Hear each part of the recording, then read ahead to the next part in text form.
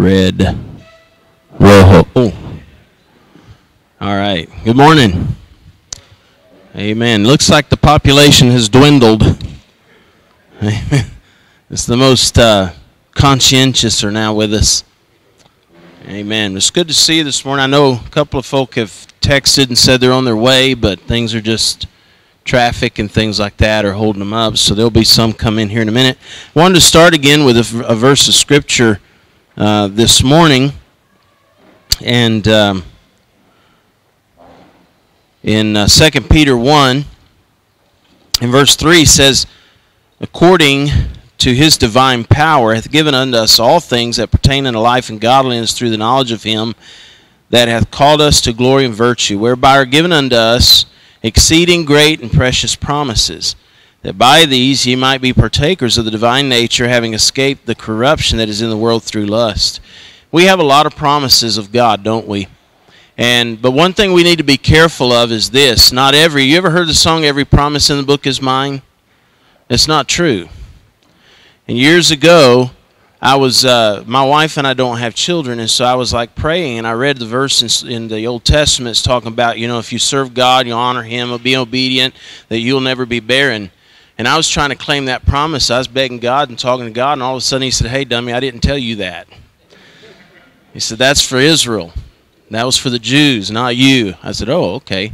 So then I learned how, when I'm reading the Bible, to look at context and find out if he's talking to me or not. And I think sometimes you say, "Why are you saying this?" Because sometimes as missionaries, we go to the field with expectations that are not realistic. And that causes disappointment. And disappointment will bring discouragement. And that'll cause catastrophe. And so I think we ought to go understanding what our purpose is. Our purpose is not to turn the world upside down or to win an entire continent. Our purpose is to one by one reach people with the gospel of Jesus Christ. And I think if we go feeling like all of this is on my shoulder, I've got to win all these people, we become overwhelmed instead of focusing on what God has placed in front of you. And it's like eating an elephant one bite at a time, amen? I think Brother Hammett said that before. And just take it little by little. Take what's in front of you and make sure that any promises you claim are yours to claim. And don't become discouraged because it's not happening the way you thought it would happen. And that's a little bit of encouragement maybe this morning to us. Brother Burke's going to come and speak first this morning, and then after that we're going to have a panel discussion. And so our three speakers will be the panelists. And so after we're done with this session, we'll bring over a table for them to sit down. I think it'd be good if they can sit. And that way when a hard question's asked, they don't get faint and wobble. And so anyway, we'll have them up here, and we'll be able to ask them questions. And then if the panelists could be brief as possible with the question or with the answer, so we can get as many questions answered as possible. And then if there's time in the end, we can go back and elaborate a little bit on some, and or later on be able to sit down and discuss it further with the person who had the question. All right? So let's go ahead and get started. Let's have a word of prayer. It's good to see Brother Hoskins with us. Amen. And brother, would you pray and ask the Lord's blessing on this day?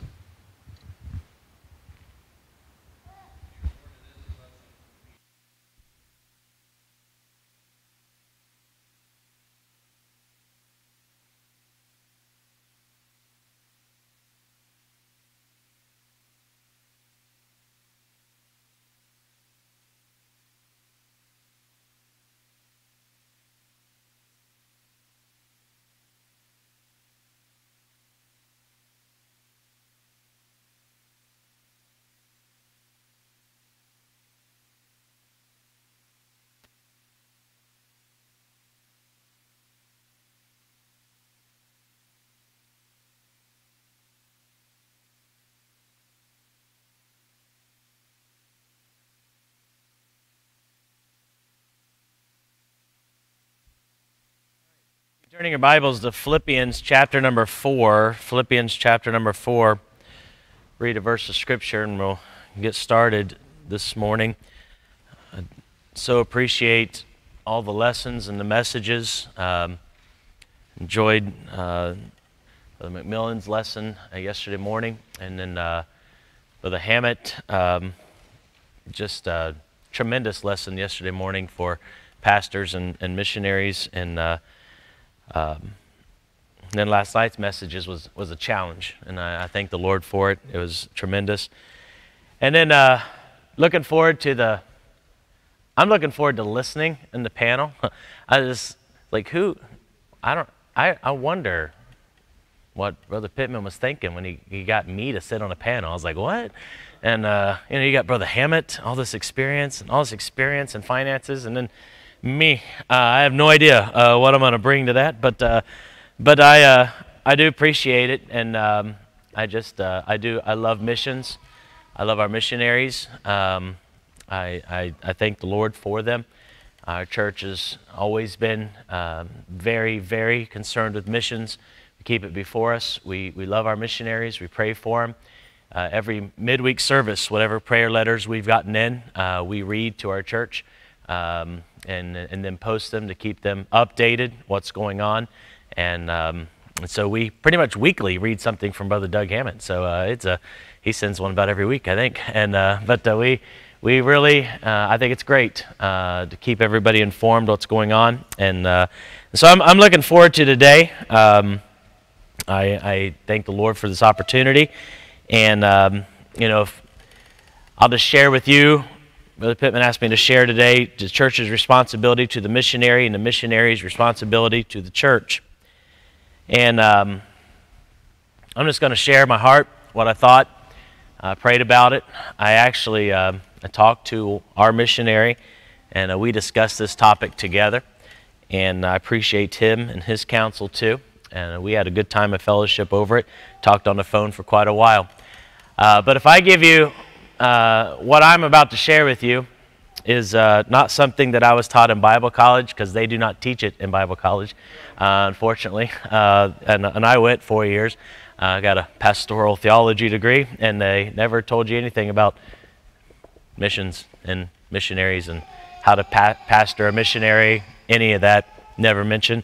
I inherited, when I became pastor, our church had already commissioned missionaries, and we've added another one since then. And if Paul said that he was the chief of sinners, then I would come to you today as the captain of mistakes. I made a lot of them. When I first became pastor, I thought when I became pastor, I've been trained for this, grew up in this, I'm ready for this. But I realized really quick that it's different, and you're going to face a lot of things. Just talking to Pastor Hoskins, and said the one thing he's learned is he has a lot to learn, and that's the truth. I said it never ends. Still that way. When I became pastor in July 2004. In November 2004, I got a phone call. A church member said, "You need to turn on the news." And I turned on the news, and our church treasurer, his picture was on the news. He had been arrested for fraud. Now, it wasn't at the church. It was with his personal business, and he spent 6 years in jail. They didn't teach me that at Bible college, right? What do you do, right? So I'll tell you what I did. This has nothing to do with what I'm teaching on, but I got on the phone, and I said, I have no idea what to do. And so I actually called the pastor and the president of the college that I went to, and I said, I will ask this man, he will give me wisdom. And when I called him, I explained the situation. He said, what are you going to do? I said, well, that's why I'm calling you. And he said, are you going to quit? I said, no. He said, well, then you and God need to figure this out. He said, you need to talk to him. And he hung up. And I said, that was the worst advice I've ever gotten in my life. That didn't fix my problem. But he was right. And God used that situation to teach me a very important lesson early in becoming pastor, that it's him. It's God. About 3 years later, our missionary was Steve Harris, and I talked to him and got his permission. But he faced a serious family issue. And I wasn't trained for that. And I did a lot of things wrong. I didn't treat him with the respect I should have. I ripped him off the field. I didn't communicate with him, and I hurt him. And it took a few years to fix that. And so that's why I come to you today saying what he taught yesterday morning was so spot on. And if you're a pastor sending out a missionary, listen to what was taught yesterday morning. Stay communicating with them. Talk to them. The best thing that happened, though, was just a little while after that, our other missionary, Brother Colin Christensen, he and his family were in Hungary, and they faced a family trial. And the church said, well, you know, we want to send you out there to try to help them. And I had Brother Harris home. And so I said, all right. I said, I'll be glad to go. And they said, we're going to send Brother Harris with you because he has a lot of experience. And so me and Brother Harris, we spent long drives, long plane rides, hours upon hours. We stayed in the same little teeny apartment for about 2 weeks. And that totally changed everything in my life. Just spending that time with him, and we were able to talk, communicate, we shared our hearts. And I'm looking at you now in 2018 telling you that I just got off the phone with him yesterday for about an hour. He's one of my dearest friends. And we work together. We love each other. He just went to Australia a few months ago, and I went down to Mexico and filled the pulpit for him. I can't speak a word of Spanish, but the man in my church can. I took him. And boy, the Google Translate app is one of the coolest things the world's ever had, and it's free, all right? You can do whatever, all right? It's the coolest thing ever. You know, I had a great time. I'm going back just a few weeks, October 3rd to 10th. I and 18 from our church are going down there to Mexico. They're having, he's in Magdalena del Quino, which is, they have a huge Catholic festival the first week of October because a monk was there, and I don't know what all happened. But anyways, there's going to be about 10,000 people that come to that town, and we're taking a group down there to help him pass out literature, be a witness, and we love it, and I love him. And so I want to share some things I learned and how God's helped me, and we as a church working with him, and he working with our church. And so Philippians chapter number 4, look with me in verse number 9. It says, those things which ye have both learned and received and heard and seen in me do, the God of peace shall be with you. But I rejoiced in the Lord greatly that now at the last your care of me hath flourished again, wherein ye were also careful, but ye lacked opportunity. Not that I speak in respect of want, for I have learned in whatsoever state I am therewith to be content. I know both how to be abased, and I know how to abound. Everywhere and in all things I am instructed both to be full and to be hungry, both to abound, to suffer need. I can do all things through Christ, which strengtheneth me.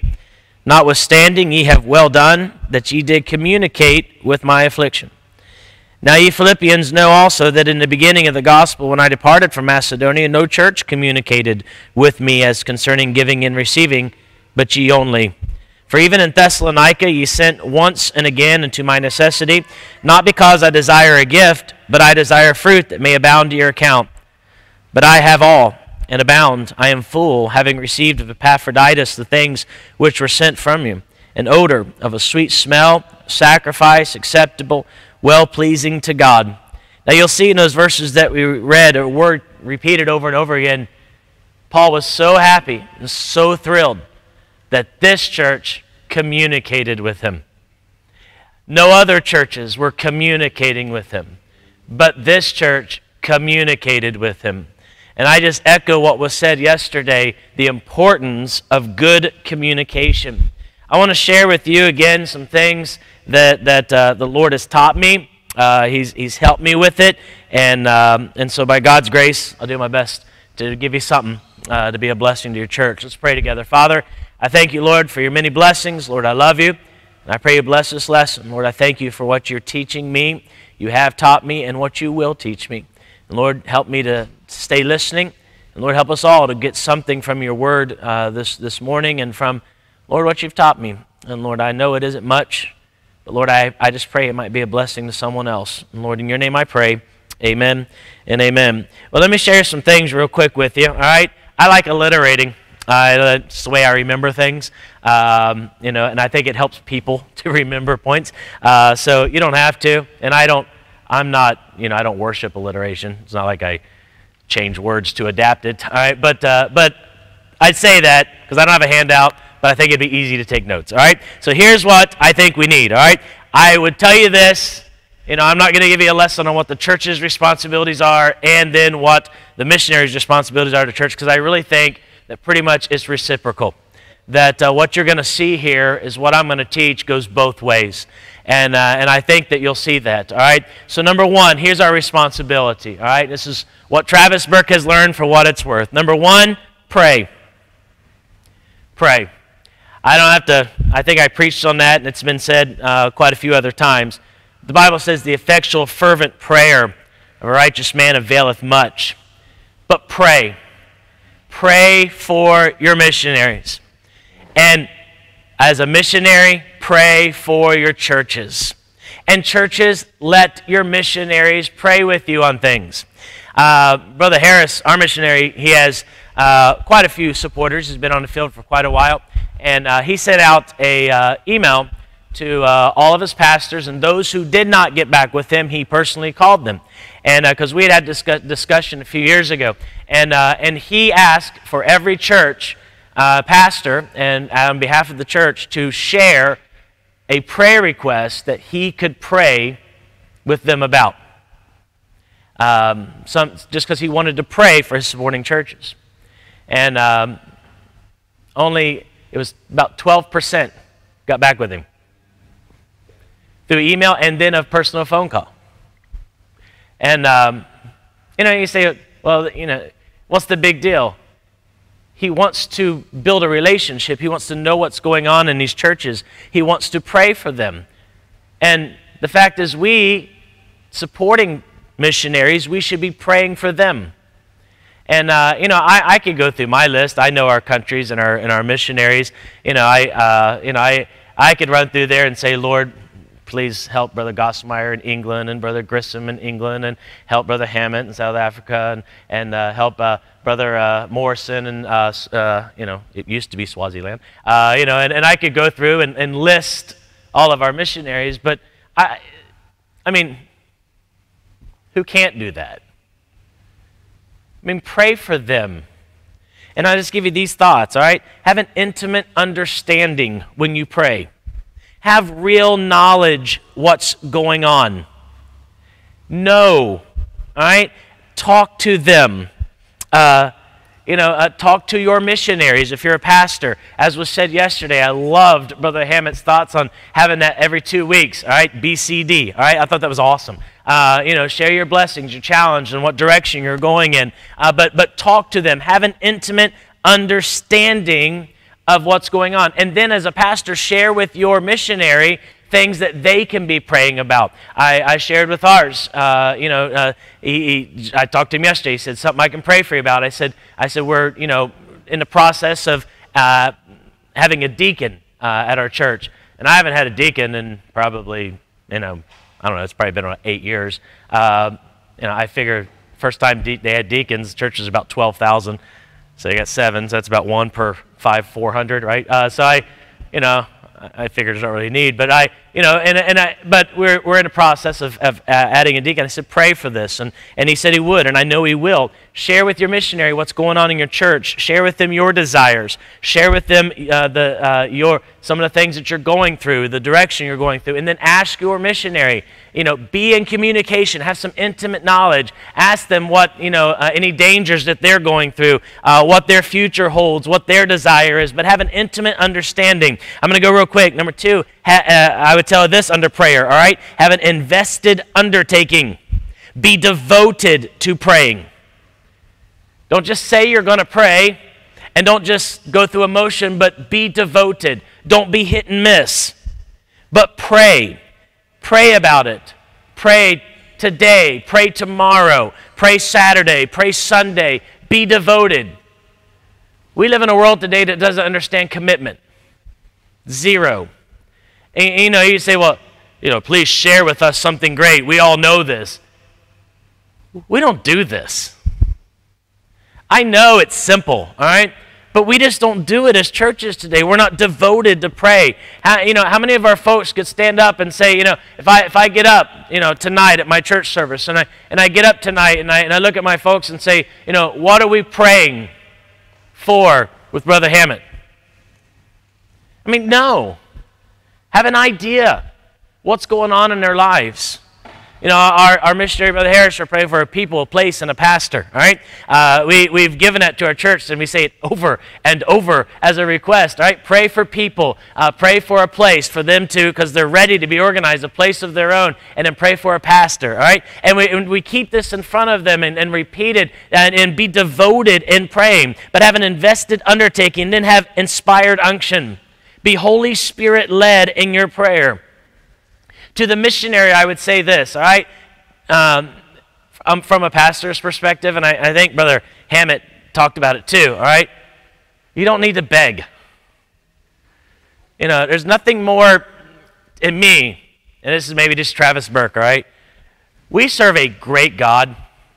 Don't we love reading the stories about, George Mueller? These men that prayed and God just did miracles, right? They sat down at a table without any food and said, where's the food? We're going to pray, and God brings it. I mean, I've read these stories, right? Do we not serve the same God today? And why is it that, I had to talk to another one, Brother Robert, so we send out, and I talked to him about it, about toning it down, all right? Because we don't need to sit there, and badmouth God. Or sit there and say, so we're not badmouthing God.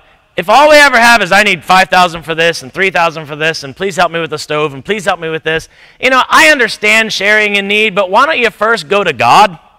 Because that same God that shows you that you have the need has the ability to speak to Brother Pittman and say, hey, help that man.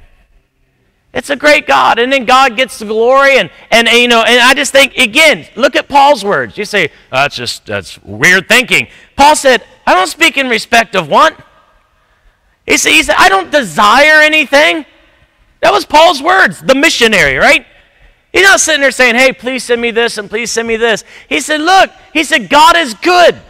And I just encourage you to pray. And the reality is this, I know this is so far-fetched that it's just weird to us, but if every church were devoted and let the Holy Spirit lead in our life and lead in our prayer life, and we were praying and interceding for our missionaries, and they were praying and talking to God, that God can lead and lay upon our heart to help each other.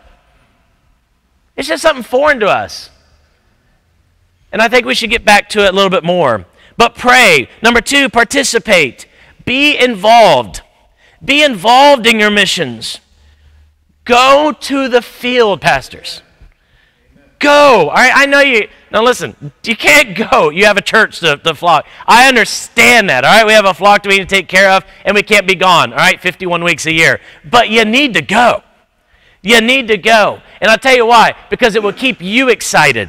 It will keep it in front of you. It will keep a burden. It will keep it in front of the people. I'm not going to debate this with anybody, right? I enjoy the bus ministry. I love seeing young people that can't come to church. These kids are growing up in homes, and they have no hope if someone doesn't reach them. They're people too. All right? And I love it. And a few months ago, one of our routes that goes down into Milford, the bus captain had to step aside because he just got married and work, and so I took it.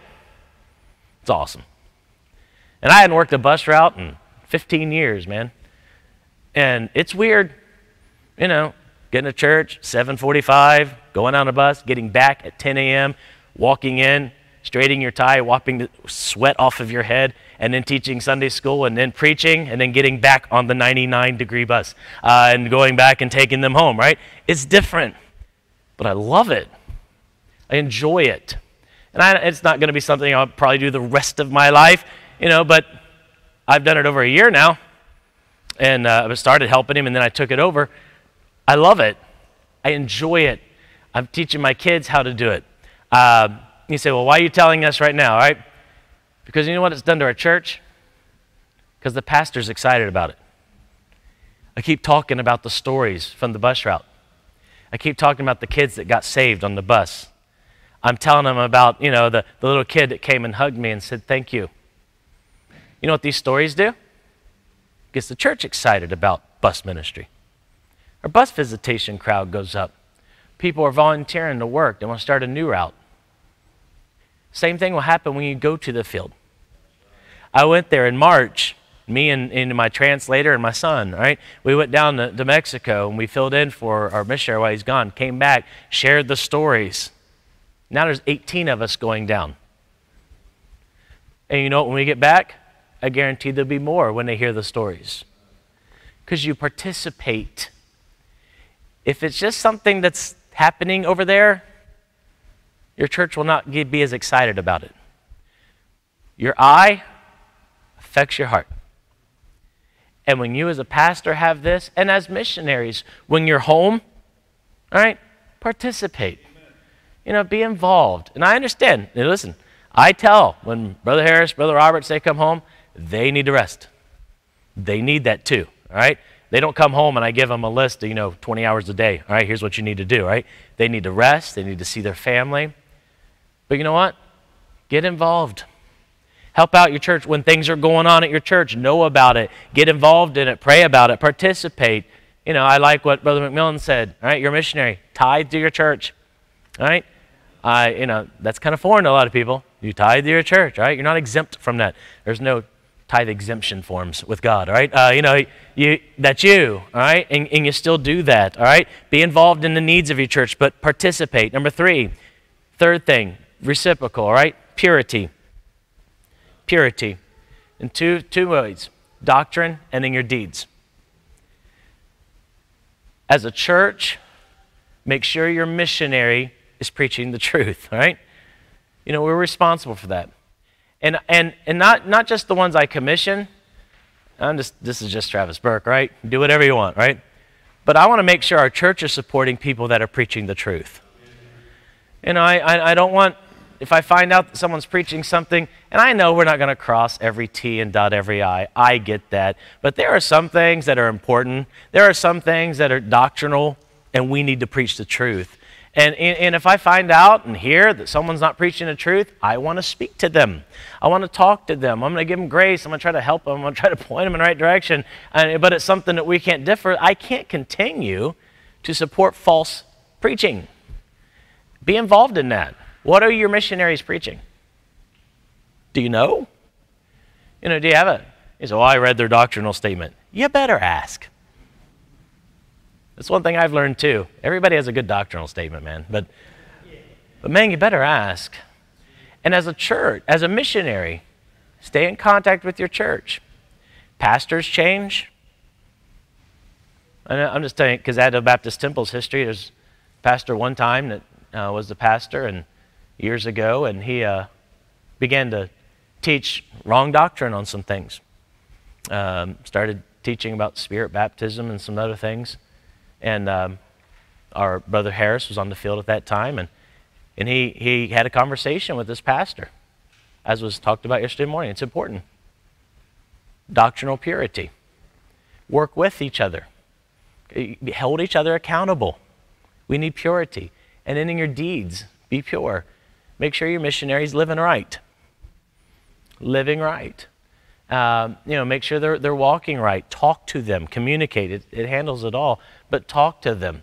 I remember, I was just a kid, but I remember my grandpa, he pastored there in Dayton, Ohio for over 60 years. And I remember I was just a kid, but we had a missionary. And back then, you didn't have email. You didn't have all the stuff we have today. It was hard. You communicated, through mail, all right? And usually a couple of months or so, when you hear something back, the missionary was sent out of our church, was in Peru. And my grandpa said, I haven't heard from him in a while. I can't get a hold of him, so I'm going to go down. And the church said, yeah, you need to go see what's going on. So he left. He went to Peru. When he came back, not just a kid, but I remember this. When he came back, he had the missionary with him. I thought, well, that's weird. And I'm just sitting there in a meeting, but I'll never forget it. My grandpa got up and said, we have an issue. He's not doing the work. And he had a very large house and had about 10 servants working for him in Peru. But he wasn't doing the work. And I appreciate my grandpa. He brought him home with him. He said, we're going to correct this. And, removed him from the field. And the man never got right, unfortunately, and never went back. But I'm thankful for a pastor that was involved. It impressed upon me as a young man, and I never forgot it, that it's important to know what's going on, to know the deeds, all right, know how they're living. I told you, it's simple, all right? Number 4, protect. Protect. A church ought to guard the missionary, and the missionary should look out for the church. Protect. The devil wants to destroy both. The devil wants to destroy your church. The devil wants to destroy the missionary's life. He wants to do it, the work that's going on the field. So protect. Here's some 5 things that we're supposed to protect. Ready? Number 1, in faith. Protect in faith. Again, our missionaries, when they're out in the field, they're surrounded by false teachers. They're surrounded by a lot of error, all right? And we have to protect in faith. Work together. Right now, me and our missionary, Brother Harris, down in Mexico, we're dealing with the Spanish Bible, all right, and the translation and which one to use, all right? We are in the middle of that, and I have learned more in the last 2 months about this. I knew nothing about the Spanish Bible 3 months ago, and then it became an issue, and so I have been reading, I have been studying, I have been calling people, I have been, doing all of my due effort research because I want to make sure we're doing it right. Brother Harris is doing the same thing, and we've come to a conclusion, and he is putting together a small booklet on it, all right, so that we can explain our position. Because it's important to work together in faith, to know what you believe and to stand by it, all right? But protect. I want to look out for him. And when he takes a doctrinal stand, I need to stand with him. I'm his church. If I can't stand with him, there's something bad wrong, all right? So I'm looking out for him, and I'm going to defend him, and I'm going to stand with him. But protect him in the field. Protect him in the faith. And then in the field, sorry. All right? In the field. There are dangers. Right now, Brother Harris is in Magdalena de Quino, which is about 2 hours south of Navajo in Arizona. It is a huge drug cartel, just huge. And I'm taking 18 people there, right? But I don't fear. I know it's what God wants, and we're good. But we're not stupid either, But we're careful. But I have a plan. It's not uncommon for missionaries and people like that to be kidnapped and held ransom. Right now, if I get a text message that says I've been kidnapped, I have a man who is on standby. I have his phone number. I call him. He knows to go pick up his wife and his daughter to get them to safety. I have a plan. Our church about 3 years ago, and Brother Raleigh, I don't know where he's at. Where's he at? Yeah, Brother Raleigh, there he is. When he came to our church, and I was out of town when he came.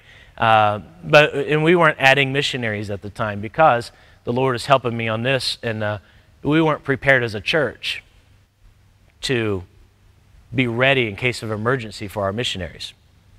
So we took a couple of years. You may think I'm evil, right? We still supported all of our missionaries, but we didn't add any new ones and increase any support until we built up a fund that was able to take care of that in case I needed to bring someone home emergency, there was a medical issue or something like that. Now we're ready.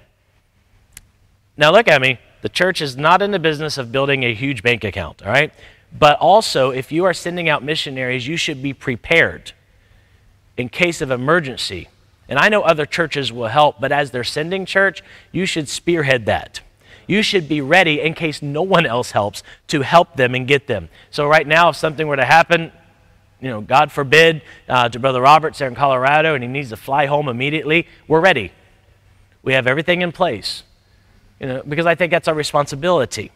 I want to protect them. We want to be ready to look out for them. We have emergency plans. We have these things ready because it's important, all right? It's important. I have a contact, Brother Kibbe, all right, who lives just north of Navajo in Arizona. He's on standby that if that one person goes and picks them up, he will run down and pick them up and get them out of the country. All right? We're ready. You say, do you expect it? I don't expect it, but I'm ready. That's my responsibility.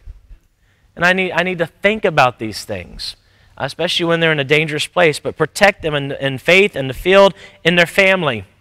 Pray for them. Pray for their family. As was mentioned yesterday, missionaries, it's hard on their families. Their kids grow up in a different world. And I know that becomes home to them, but there's something I've learned. All right? I'll share this with you real quick. What I've seen in my lifetime, I know it's only been 43 years, but what I've seen growing up in the ministry and then as a pastor and working, is a lot of times whenever kids, missionary children, get to be 18, 19, I'm not saying every time, but a lot of times, they feel no connection to their home church. I mean, none. And when they leave the field to start their life, if you will, there's not a connection there. Now, I'm not saying that's the case every time, but we as a church, we make an effort to keep a strong connection with those children.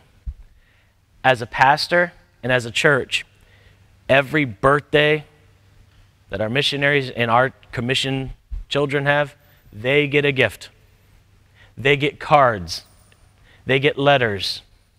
We have camp, and we do our own camp at our church, and every summer, and we fly. It is in our missions budget to fly home all of our missionary children, that they spend the week with our kids at camp every year.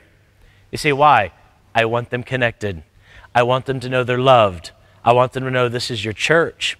We stand behind you. We're with you. When they're at the church, Brother Harris's daughter, Anna, last time she was in for a wedding, and her and her mom. And in our midweek service, I publicly thanked her for helping out in the ministry, and we gave her a little gift, and it was her birthday that night, and we really had a big old shindig for her, right? Because I want her to know she's loved. I want her to feel connected. Go ahead and ask your missionaries. This is an issue. A lot of times the kids, when they come home, they stray because they didn't feel a connection at all. And they feel like they're on the outside. You say, well, the parents need to fix that. We should be doing our part. If we're not extending a hand, I want you to really think about that and make it an effort in your life, all right, to really help out with their family, all right? When they have a need, if they're going through a hard time, help them. They're one of your church members. Help them. Don't just say, well, he's a man of God, he'll figure it out. Help him. Be counsel. Listen to him, all right? Protect them in finances.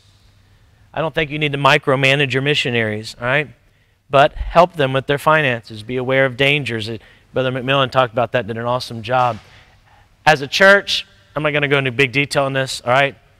But all the support that our missionaries get sent to our church, because it should go through the local church.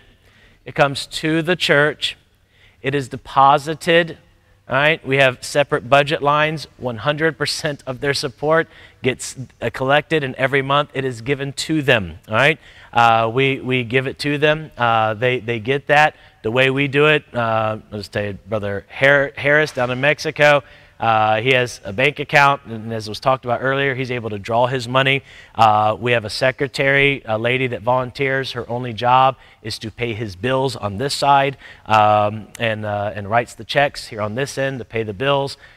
He's able to draw his money. Brother Roberts uses U.S. Bank. We go and take and deposit a check every month into his account. He's in the States over in Colorado, so he handles paying his own bills and things. But, we collect that, and then we, every month, present to the church, this is what came in for our missionaries, and this is what is sent out, and those two numbers will always match. And we show it, and we're accountable to the church for it. We make sure that we're careful with this, all right? And we watch over this, but help them, all right? It's scary when you're on the mission field counting on everybody else, all right, to send support, and then you got to trust that your church is going to do their job. Church, do your job. Don't sit there and say, oh, I need to get to depositing his check, right? Right? They need it. How would you like it if you're a place of employment and said, oh, you know what? I forgot about your check. I'll get with you in a couple weeks, right? Well, you'd be like finding a new job, right? Well, your missionaries need you to be faithful on time to what you say you're going to do, all right? They got to live that life, and so say what you're going to do and then do it, all right? But protect them in finances and then protect them in the future. They're not going to live forever, and they're not going to be able to serve forever. And yes, amen, what Brother McMillan said, all right? Prepare for the future. But most of our missionaries aren't going to build a huge millions of dollars retirement, all right? Just ain't going to happen. Don't forget your widows, please. Amen. It's a pet peeve of mine. I'm just going to share this with you, all right, because it just gets under my skin. Again, secrets know the Christian sins really well. When Brother Cole and they had served, I don't know, almost 40 years, I guess, on the field, translated the scriptures into a new language in the Philippines. I mean, so gifted in tongues and being able to translate and do all these things and serve in 3 different fields all their life, and then he gets cancer. He died. And then 3/4 of their churches dropped him. That was hard on her. Well, you're not out doing the work. What do you think they've been doing for the last 40 years? And now there's a widow, and you're just going to drop. You say, well, our money's for the work. Give honor to whom honor's due. And if one of your missionaries, God forbid, passes away and there's a tragedy like that, you better be very cautious about just dropping the widows. We're supposed to care for them, especially those of the household of faith. And I do preparation. And she, just this year, turned 65, and now there's, the way all the Medicare and all that stuff works. So we notified churches, now this is what she needs. And, she don't want to take what she doesn't need, but she still needs to live. I would encourage you as missionaries to have a plan. Don't be foolish for the future. I'm going to live forever. No, you're not. You are not. I'm sure Brother McMillan do a much better job about me and all this stuff, but we encourage our missionaries. We have a plan for all of our missionaries that if something happens to the husband, they have a home to go to. Right now, Brother Harris owns a home. He's renting it out, but he has a place if something were to happen that she could go to. We're actually looking into, we're going to sell that. We're going to build him a house in the back of our property. You say, why? Well, he's been a missionary out of our church his entire life. I don't know how the church will feel if we give 1 acre. Come on. Help them out. Think about their future. Think about it. I'll get to something very important when I close this up. Number 5. All right? Number 4 was protect. So what do? We pray, we participate, we protect. Number 5, we promote. I got to hurry. I got 13 of these. Promote. The church should promote their missionary, and the missionary should promote their church. Let me give you I got to hurry. So 3 things in promotion. Ready? Promote to participating churches. Those churches that are supporting, man, promote. Man, if you talk to a pastor or you visit one of those churches that support your missionary, promote your missionary.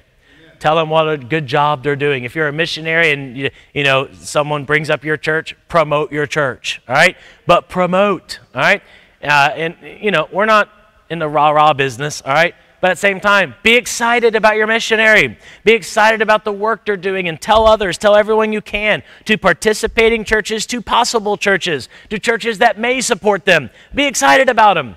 If you go up to me and say, tell me more about that, Brother Roberts in Colorado. He's all right. Hit and miss. Well, you're not going to support him, right? You're not going to pray for him. Now, if he is that way, I'm going to bring him home and correct it, all right? Because I want to be able to. But I'm going to tell you today that those men that are sent out of our church, I'm excited about what they're doing. I'm thrilled for what's going on. I get tell you stories that would take the rest of the whole morning, all right, what all God's doing. And I'm excited about it, all right? And promote them to participating, to possible churches, and then to the parent church. Keep promoting your missionaries to your home church. All right? Tell them all the great things that are going on.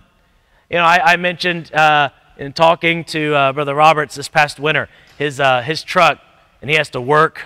He works for a carpentry place, and it gets cold where he's at. I mean, really cold where he's at. They're like 14,000 feet, and it's snow constantly.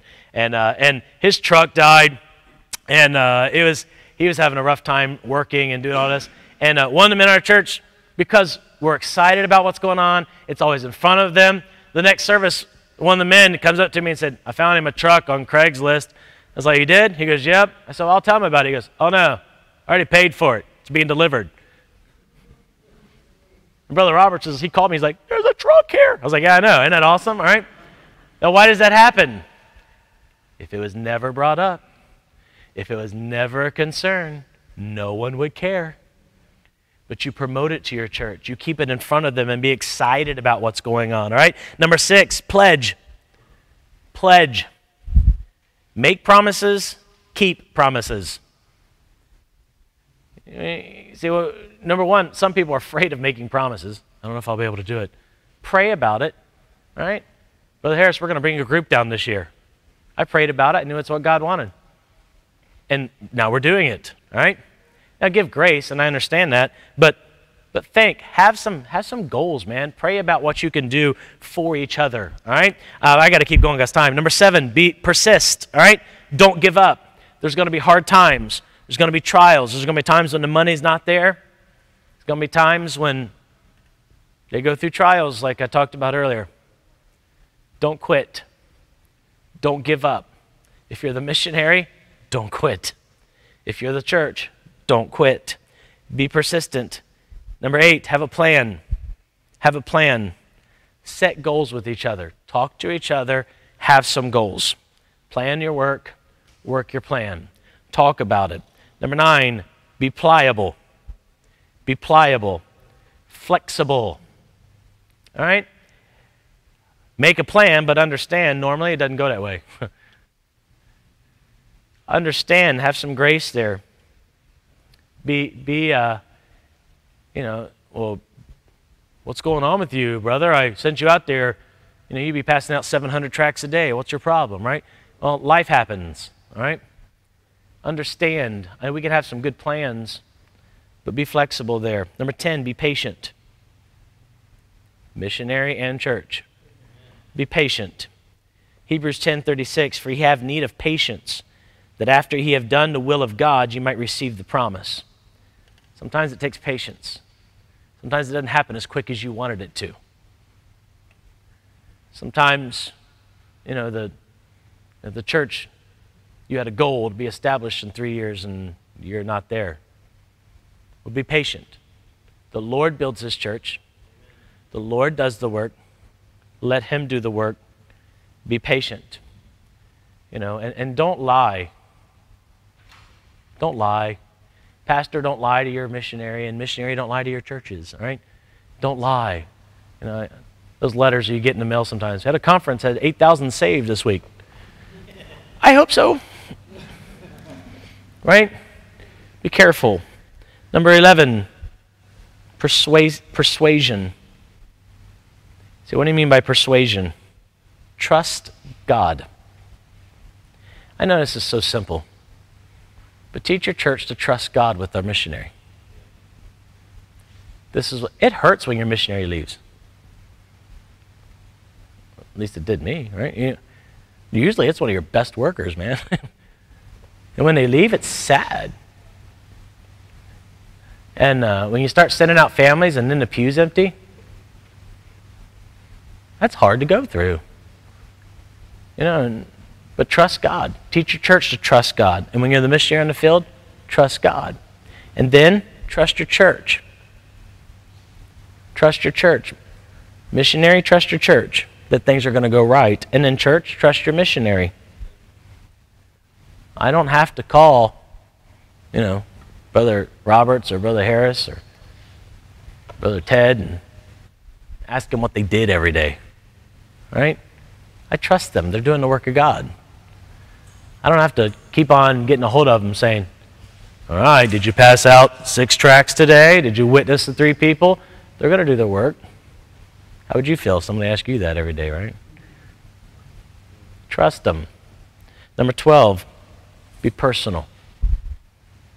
Be personal. If you have a secretary, some things a secretary, I'm sure, can contact. But don't let your secretary do all your contact with your missionary. Pick up the phone, talk to them. Text them. If you want to say, hey, have a good day, text them. Fine. But don't have important conversations through a text message. And that's just a good general rule in life, everybody. All right? Text can be taken too many ways. All right? If it's important, talk to them. Be personal. Don't let your wife just go through his wife. Be personal. All right? I did it wrong for a while. I'm just telling you, it didn't work. It hurt our relationship. I was intimidated by him.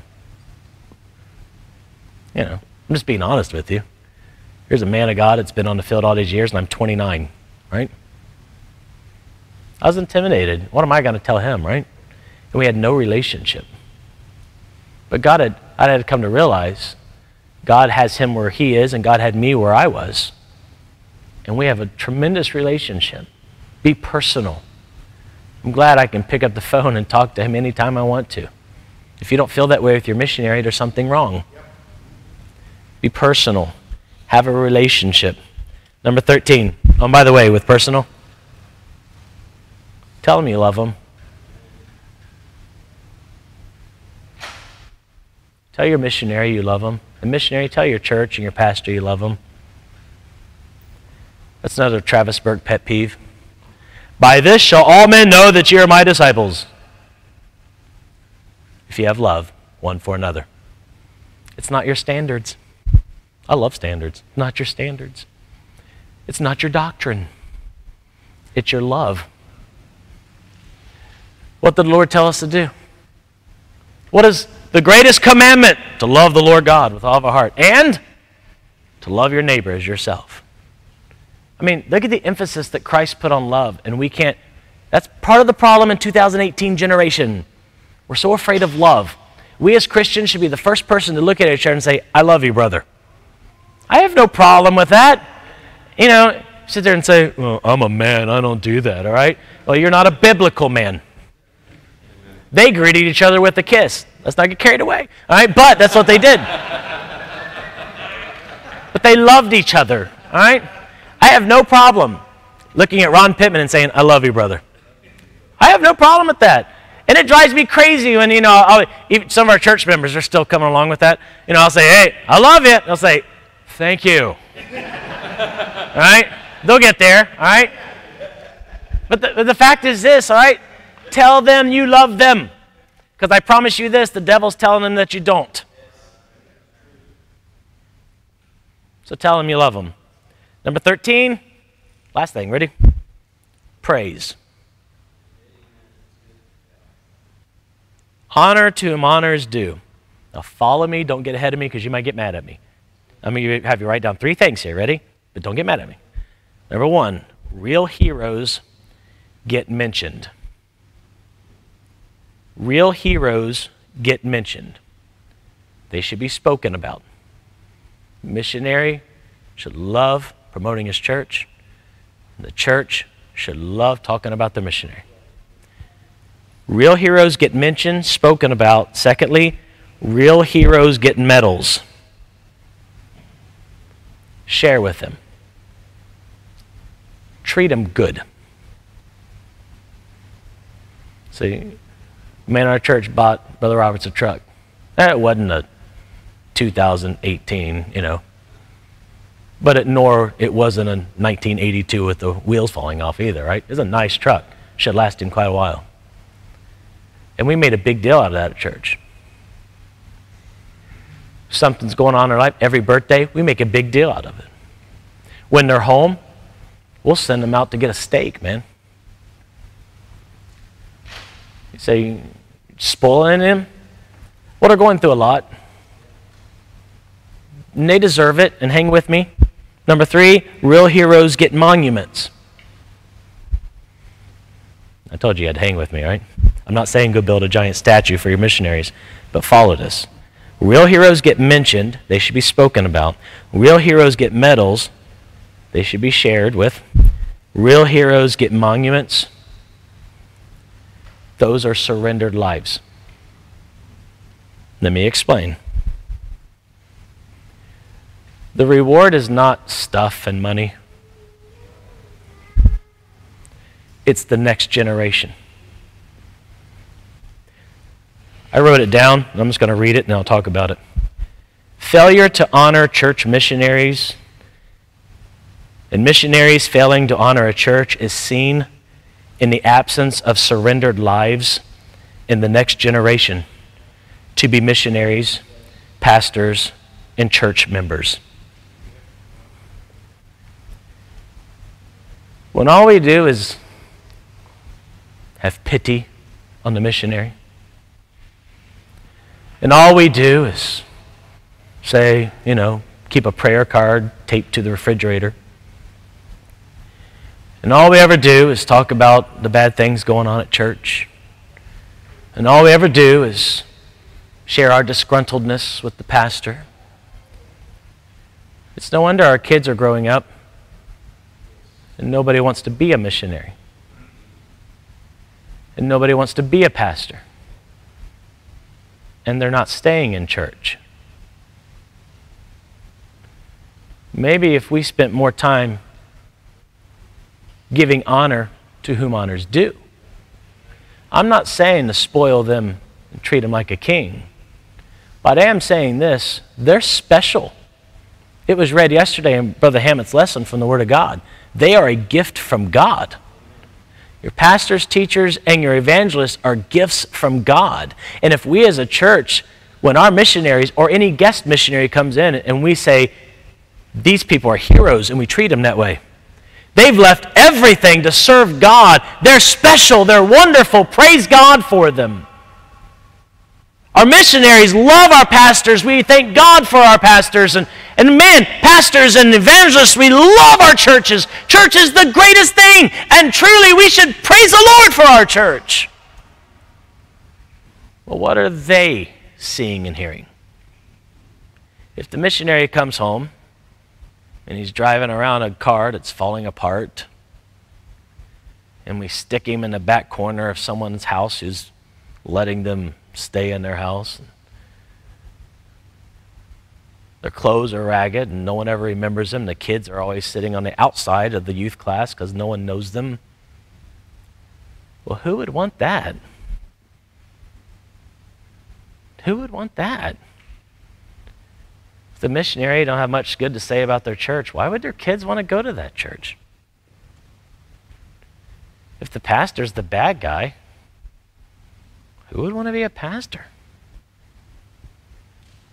Well, maybe, just maybe, if we treated them in a better way and made heroes out of them, and again, let's just be honest, our children emulate who we make heroes.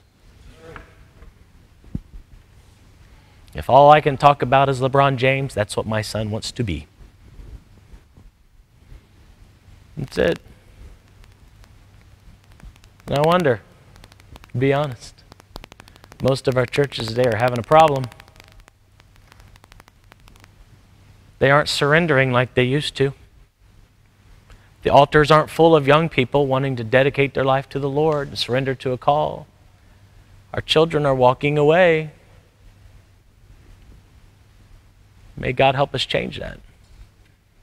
Let's pray. Father, Lord, I thank you, Lord, for your many blessings. Lord, I know it's simple things, but they've changed my life. And Lord, I pray that, Lord, you just please help us to think on these things. And Lord, I love you. In your name I pray. Amen.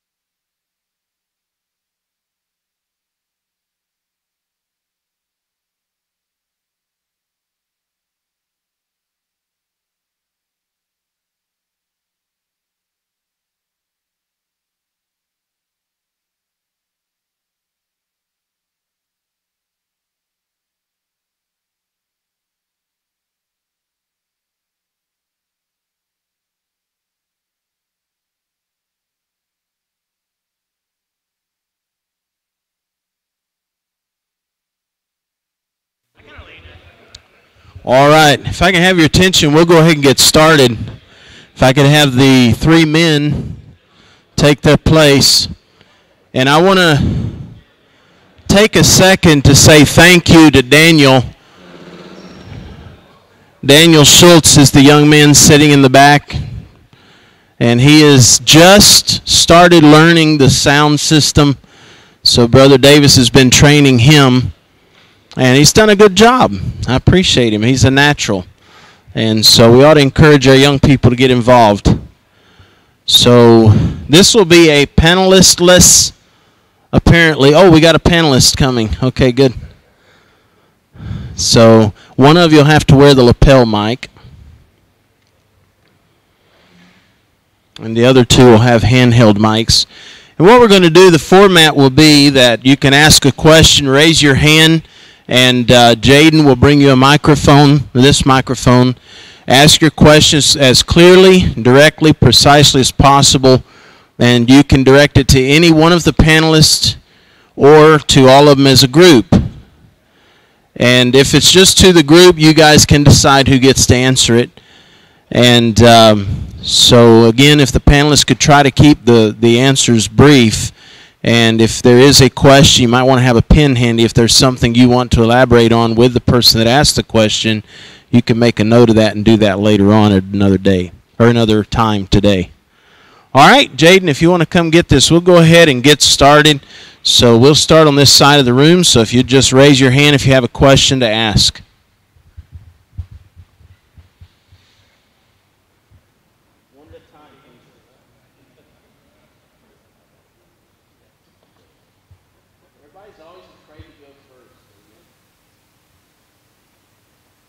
Let me say a double amen about that lesson we just had. That was, wow, that was good stuff. Every preacher, every missionary needs to hear that. I'd recommend missionaries get a hold of them for that now. Send it out to these 40 churches to say, hey, this is a good message. Encourage them to listen to that. So I was very, very encouraged by that. Yeah. Amen. Too late for me to go back and start all over again as pastor, but anyway.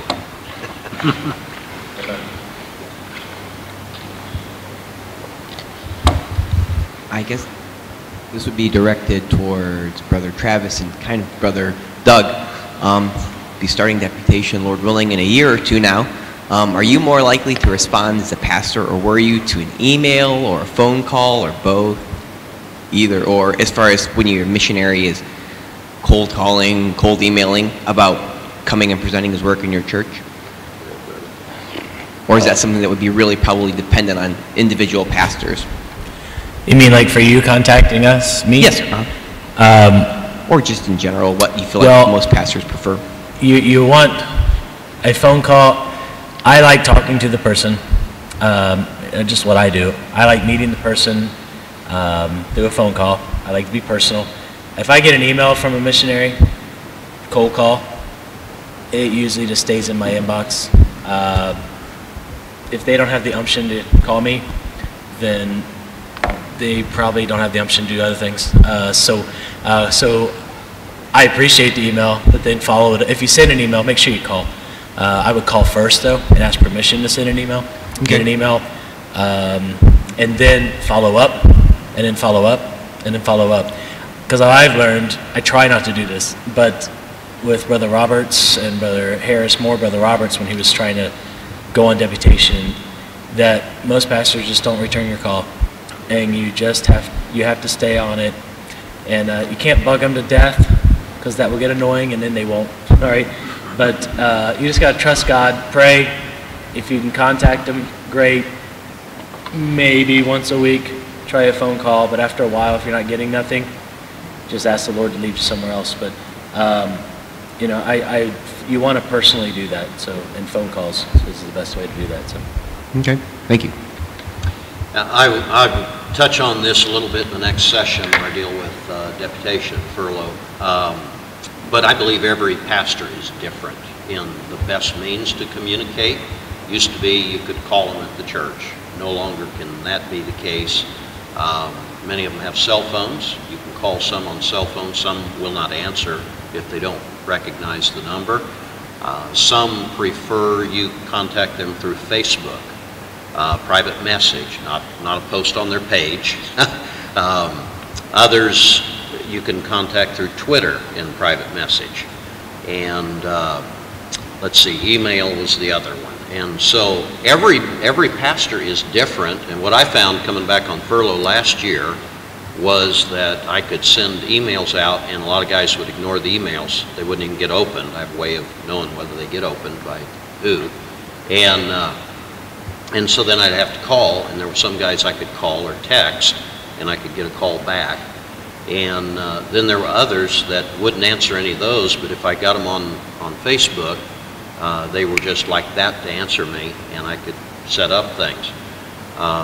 The other side of that is if your church is recognized by the church that you're contacting, it will open the door a lot faster. If a missionary contacted me as a pastor and I didn't know his home church, I'm not going to be as quick to respond to him. Generally what I'm going to do is just say, call the office and get our questionnaire. We always had a questionnaire. I am very much a fan of questionnaires for missionaries. I know most missionaries don't like them. I believe they're very wise for pastors, and I prefer them as a missionary even. I like people knowing what I believe. So I have no problem filling them out. And so I think having something to let people know what you believe, and it's not just a runoff like he was saying, a doctrinal statement, that can become a problem. So.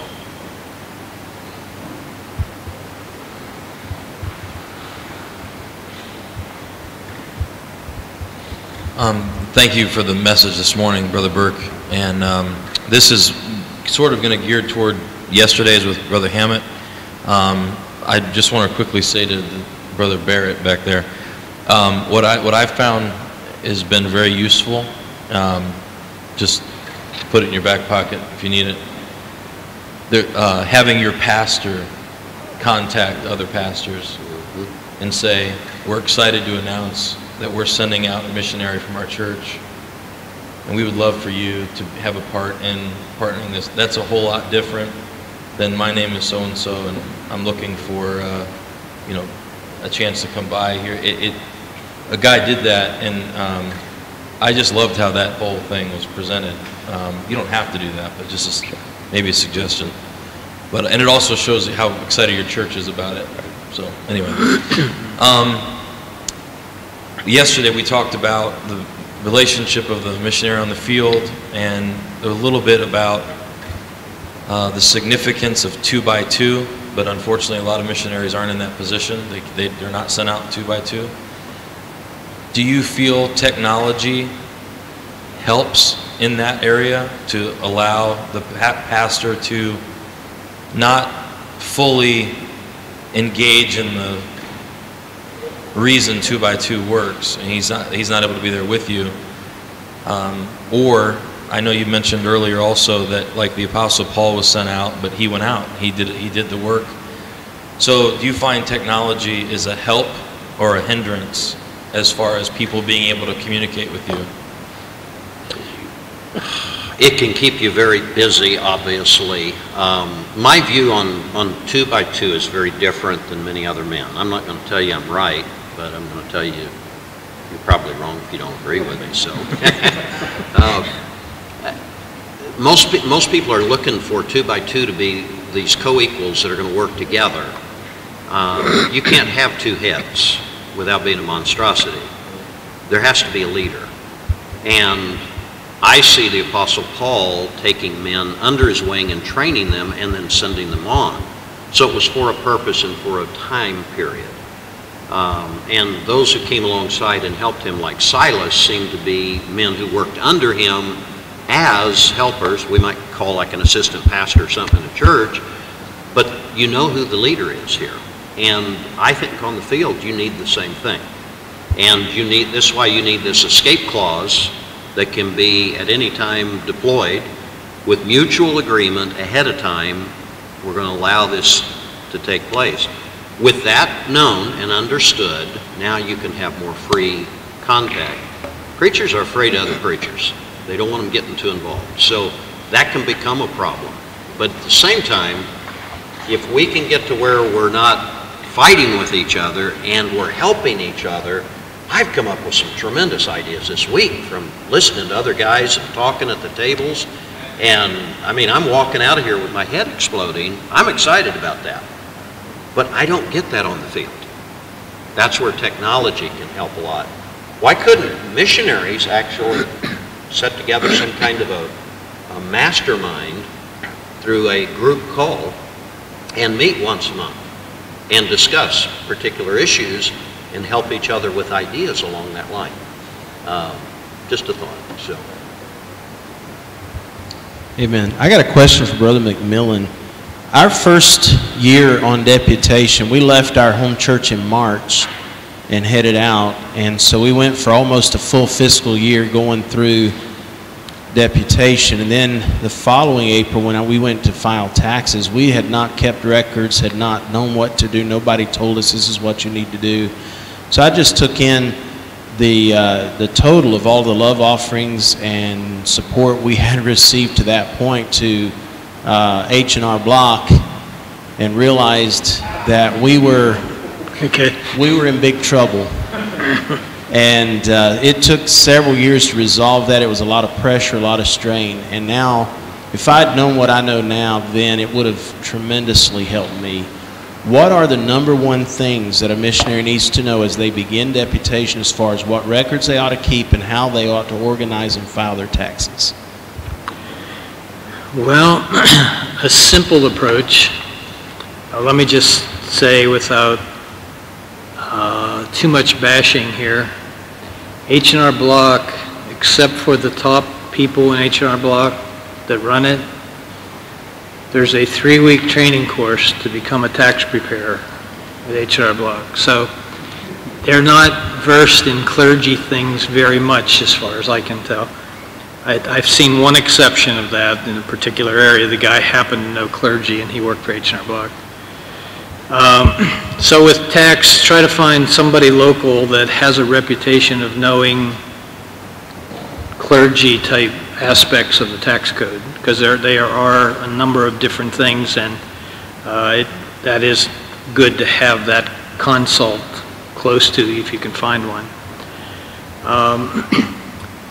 But particularly when you're starting out, unless you've gone through a little bit of a seminar thing that says exactly how you're going to take your records and put them into a tax return so that it makes sense and you've also planned for what it's going to cost you in taxes and all of that.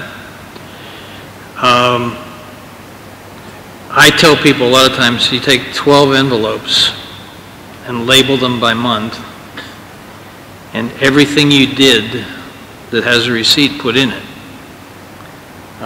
It's helpful to those that are going to help you with taxes that you do some of the summary on that. We can do it, but that's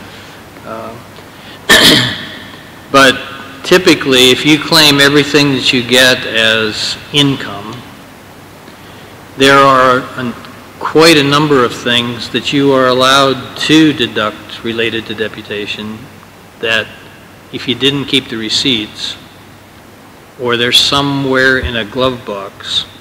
The reason it's called a glove box is put gloves in it. Most pastors will not turn in receipts. It explodes eventually out of that box. So if you're conscious of this and actually take care of the records, somebody can, even if it's late in the game, they can help you put that together so that you get the best tax advantage you can with the expenses that are allowed. Now, it's a shame when they're going out anew that there isn't normally a way of discussing that with you a little bit, but there are things in the tax code that per diems can be used where you don't need as much receipts. Throw the receipts in the envelope anyway by month, but someone can talk about where your travel is, all your mileage, where you've stayed. You've got to keep a little bit of records for that so that you can support in case you're audited. Because the tax system is an honor system. we're required by law to file a return, but what you put on it is totally backed up by your receipts or your imagination. So, and even if you imagine things and you're never audited, it looks like it was a good return. That's kind of how our system works. So there's some missionaries never are audited and have done all kind of things wrong, but it looks like a good return. So in your case, and audits, by the way, are not very seldom anymore where they call you into a central auditing office and you're supposed to bring all your grocery bags of receipts in with you. The 1986 tax code said you can bring in those bags of receipts, but you better have the summary schedule where you've put that all together, because they will not do it anymore. The 1954 code, they would. But 1986, when that changed, they won't. I don't know exactly if there's any change on that into 2018. I haven't been able to go through all of that yet. But if you keep your detailed records, and I mean a date book is helpful too, to know where you are, where you've stayed, was it in a hotel, was it in a home, all those type of things. That can help with the breakout of whether to use a per diem in a year or whether to use actual expenses in a year. But so many get to the end and have not kept much of that record, or their date book had their appointments, but it doesn't have the history of what you actually did. So you have to take a little bit of time with that. Will help your preparer, even if they are H&R Block, to prepare it well. But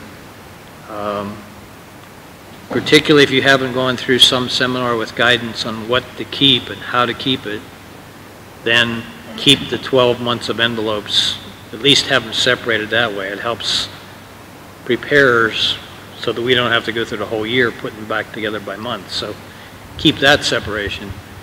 But it can be put together as a return. It'll give you the best possible advantage. The only shortcoming with that is if you don't know whether you're ahead or behind during the year, you might not have made some estimated tax payments that might have been due. And if you don't make them and it's any significant amount, you're going to be penalized for estimated taxes are supposed to be 4 times a year or at least 3 times a year. And if you haven't made the payments in that, they'll take what you owe at the end and say you should have paid some of this in April, some of this in June, some of this in September, and they'll charge you interest from the dates that you didn't make those payments, and sometimes throw on a little penalty. So those just add to costs of the actual tax. That's not tax, but that's the things on top of tax. So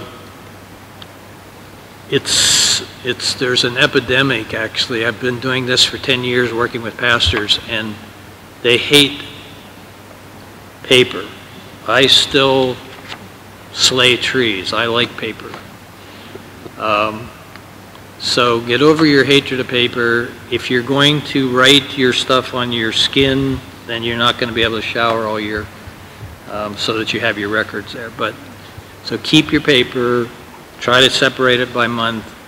If you can get somebody that you're going to use partway through the year, that's a good time to stop and take a look how it's going and maybe get some advice on whether you maybe should be making an estimated payment or not. A lot of time on deputation, though, I find with all the costs that you have, and a lot of those can be deducted if we address them rightly.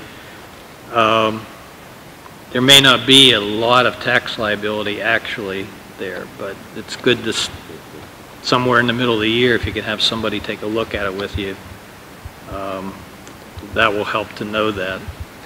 But yeah, keep the records. That's the biggest first thing. Go to a little seminar or talk to whoever's going to do your taxes beforehand so that they can give you some guidance on how to keep what. You might have little envelopes inside your big envelope that will help. Okay. Another tax question to come off of Brother Pittman's. With the IRS, do they view the missionary as an employee of the church or a subcontractor of the church? A W-2 or a 1099? And the difference there, the advantage or disadvantage, if you could answer that, please. All right. By code, a pastor and a missionary are both to be W-2 recipients. Now, I get debates on that all over the place. And I've worked with some that have done it always 1099, and they want to argue with me. And I ask them, usually, do you claim some housing allowance, which is a particular clergy event that's allowed. If you take a housing allowance, that keeps that amount of money out of your income tax calculation. It is subject to Social Security taxes, but it's out of your income tax. Well, you have to spend what you've allocated as housing allowance for one thing. But the only place on forms that are sponsored by the government are for housing allowance reporting. It's memo reporting is on a W-2. The box 14 of Form W-2 is where you're to put housing allowance and the amount that it is. And it's not to be included in box 1. So whatever your total money you got, take the housing allowance out, report it on line 14. So the technical, well, that's an interesting thing by code. The code does not require, actually it doesn't require an approval of a church. Housing allowance is determined by you as the pastor or a missionary. Do you want some of your pay to be called housing allowance? So you have to notify the church and early in the year so that when they're making their payments to you, they can delineate in their records that some of that's housing allowance and the rest is salary or support. But if you don't do it that way and you give them a 1099 and you just leave housing off altogether, there's probably a better likelihood you're going to get a letter from the IRS. That's how most audits are now. They're topical letter audits. And for those of you I hadn't talked to about this too, IRS never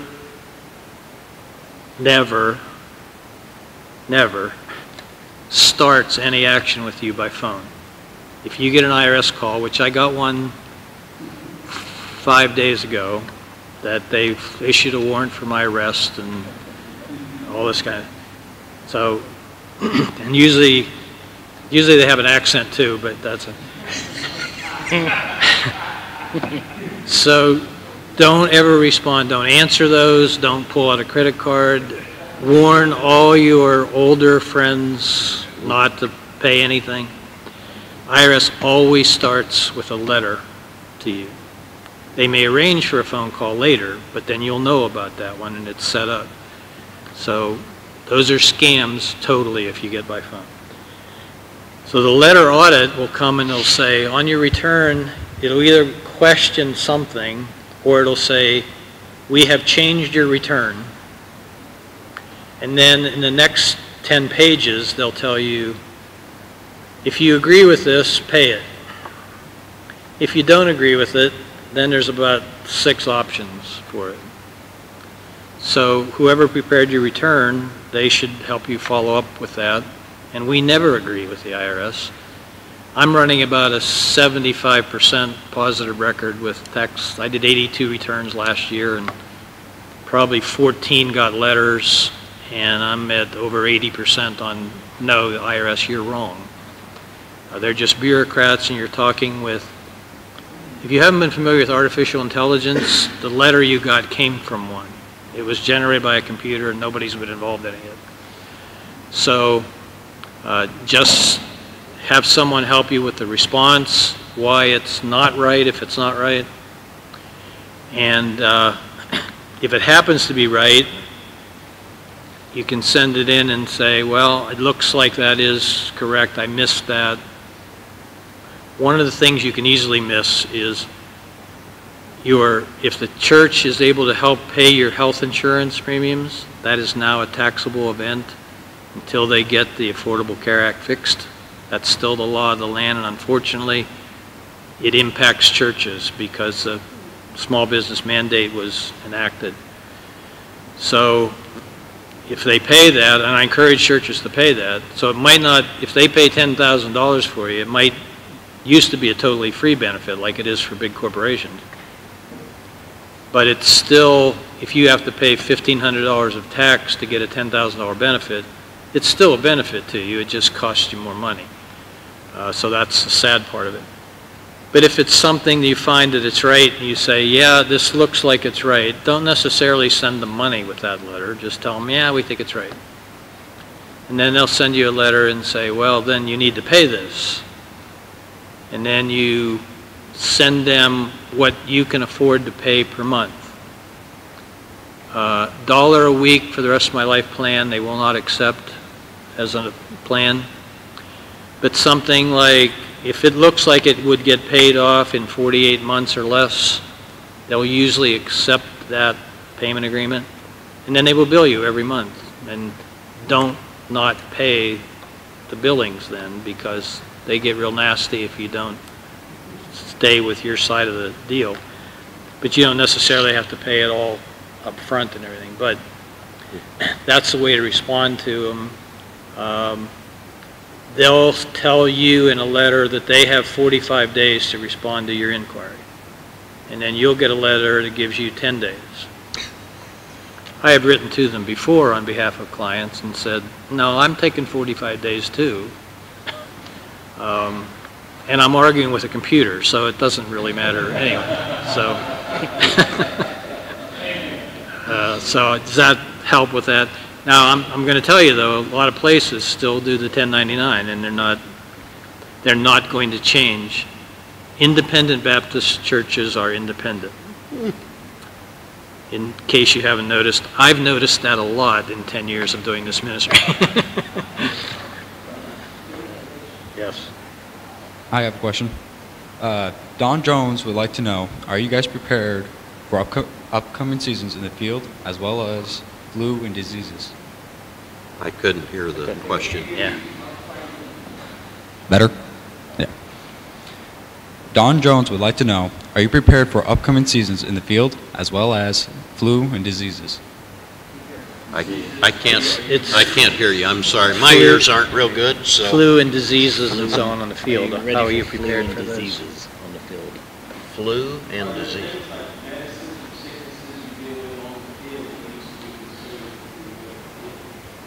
Oh, okay. All right. Well, every field is different.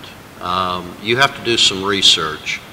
If you go on the CIA page, they'll tell you worst case scenario, and you've got to have all these shots, and usually those are not anywhere near accurate. You don't need all that. I recommend you get a hold of some people on the field who are there, living there, and have them respond to you with what is needed.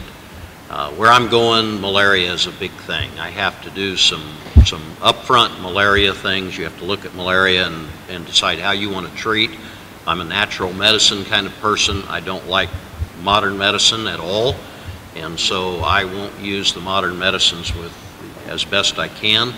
I went into Zambia without anything, didn't realize it. I got malaria there, almost died, and what almost killed me was the treatment, not the malaria itself.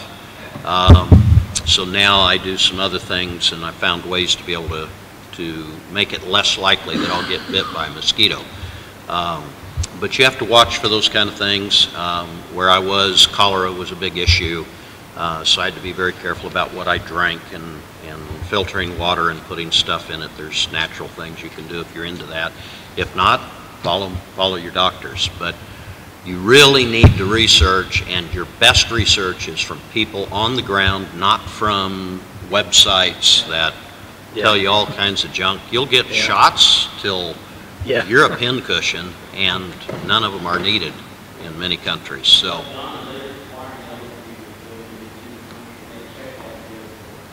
Where at? Yes. Certain countries are yellow fever, and so there are some required things, and sometimes you go to a field, it won't be required going in there, but coming back to the United States, it's required that you've had those shots or you can't get back in. And so, not that they're going to keep you out of America, but you're going to end up getting the shots by the nurses there and take whatever they give you. So you need to make preparation ahead of time, know what you're talking about, but find out from people on the ground as well. So, while you were speaking, and I'm cheating because I'm horrible with names, Brother Burke, you mentioned that you send your missionaries all their money every month, and so I'm making the assumption he is working as either an employee or self-employed, and if he is an employee under the new tax code, unreimbursed business expenses can no longer be written off. And I was curious, how do you guys now handle that situation for your missionaries? Explain again. An employee of your church an employee can no longer write off in a deduction unreimbursed business expenses, travel and that kind of thing. It used to be allowed up to 2017. The new tax law changed it that employees cannot write off unreimbursed expenses. So how do you guys deal with that if the man gets all of the money without reimbursement? Some kind of documentation. And it also, I'm asking McMillan also the same question. Well, when they travel, they get when they're traveling, they usually get their checks from, like a love offering. And then our accountant does that. I have an accountant that does all that. And so probably he would be the best one to answer. But our accountant does all that. I'll be honest, I have a Christian person that handles all that in our church, and I don't know the answer to that. No. I don't handle that part.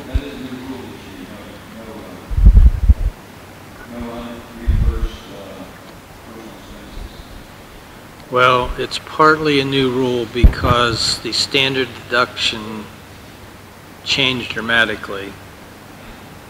2106 form, which was part of the lower section of Schedule A, which was itemized deductions, is where you took the things that you couldn't take through a Schedule C, if that's how you reported on your ministry on your return.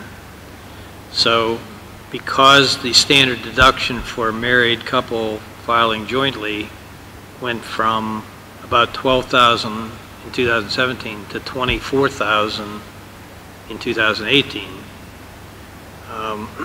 unless you have a large mortgage or tremendous amount of giving, you may not be itemized deducting anymore. So that where that used to be an allowed thing in the 2106 form, that's what they've done away with, and it's part of itemized. So a lot of people wouldn't even notice that happened because the standard deduction is what most are going to be taking. I'm a little more aggressive sometimes with the tax, and even if you're deemed or seem to be an employee, missionaries are still considered a clergy category, and while they get a W-2, they actually hold position of dual status as well because they're in ministry. And so most of the time, if they have expenses related to their ministry at all, we'll gather those and find a place on Schedule C to take as much possible deduction as we can, based on, a lot of them get love offerings and then they have their expenses.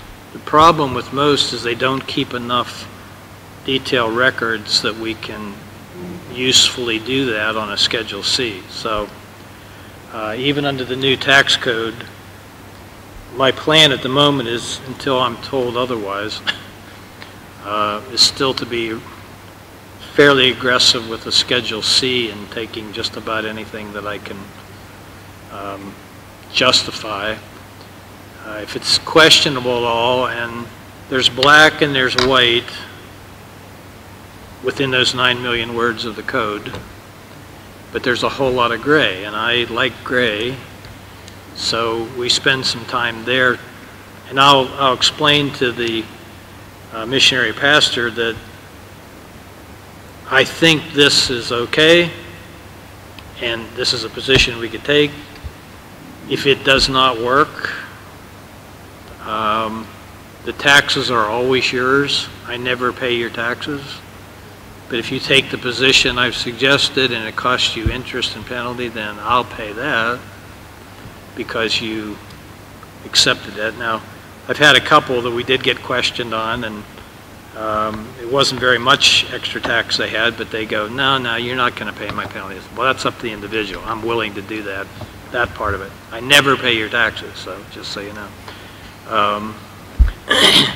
But I still plan to aggressively use a Schedule C for most that will keep enough records that I can do something on it. It eliminates a lot of what is technically you're calling unreimbursed expenses, personal expenses. So, Brother McMillan? Yeah. I have a question about that, the same line. We were told, we were recommended by an accountant that what we should do is all checks that come in to this church. They're written to this church, to this ministry. And so churches are not, they're tax exempt. I mean, this is a ministry, it's 501c3, so the monies that come in are ours. Right. Then from the money, now understand that everything written to that particular missionary is put into a certain place, so we're not taking it, it's designated for them. But then out of that account, he has access to it for his business expenses, and there's a very strict list of things that can be used for. And then he's paid a salary out of that account that is his money, and he's responsible for filling out his own taxes on that and his dependents and all of that. But that eliminates a lot of the need of trying to keep records on whether this is, I've got to deduct this or deduct that, because that's the church business account. And so in the government's view, that's our money, that's the church's money, unless we've written it to him for a salary, that's his money, he's responsible for that. Is that a correct way to look at it? Well, because it's designated for him, you are the caretaker of the money. 501c3 organization, if you accept designated for anything, you must use it for that designation at some point, or you're in violation of something. Right. That's just my phone. It doesn't matter. Don't worry. No, don't answer. It's the IRS. I want to get something. I have a question. Yeah. That's the drone hovering overhead. Hold on a minute, just a minute.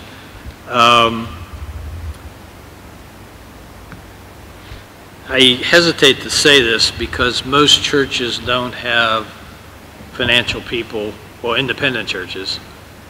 Denominations do. I don't work with denominations, but they all have offices of accountants and lawyers, and they send out letters to, I've had some tax clients that were ministers in denominational churches, and I see some of the stuff they get. So they have a crew of people that's all they do. Their denominational headquarter tell you how to handle this on taxes and all this, and they're not always right either, but that's how the denomination. Well, in independent Baptists, because most don't have,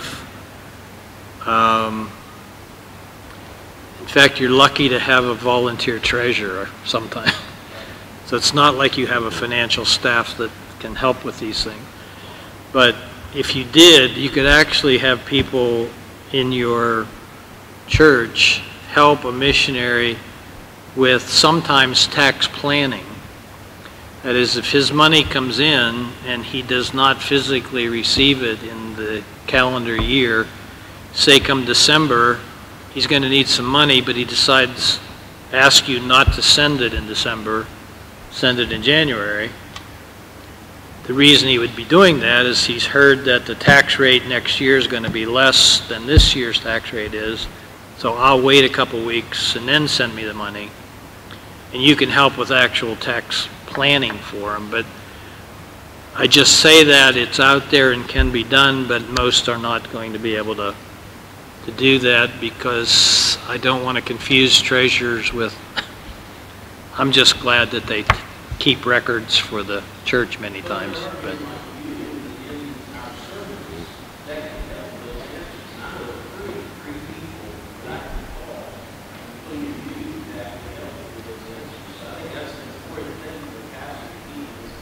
well, yeah, and the churches I've worked with, I'm always a resource. I don't know if everybody's picked this up, but my brochure about the ministry of working with pastors and churches is back there, and the card, and my contact information is there, and because I've met you and we've been involved with you, I do consider myself a resource for you.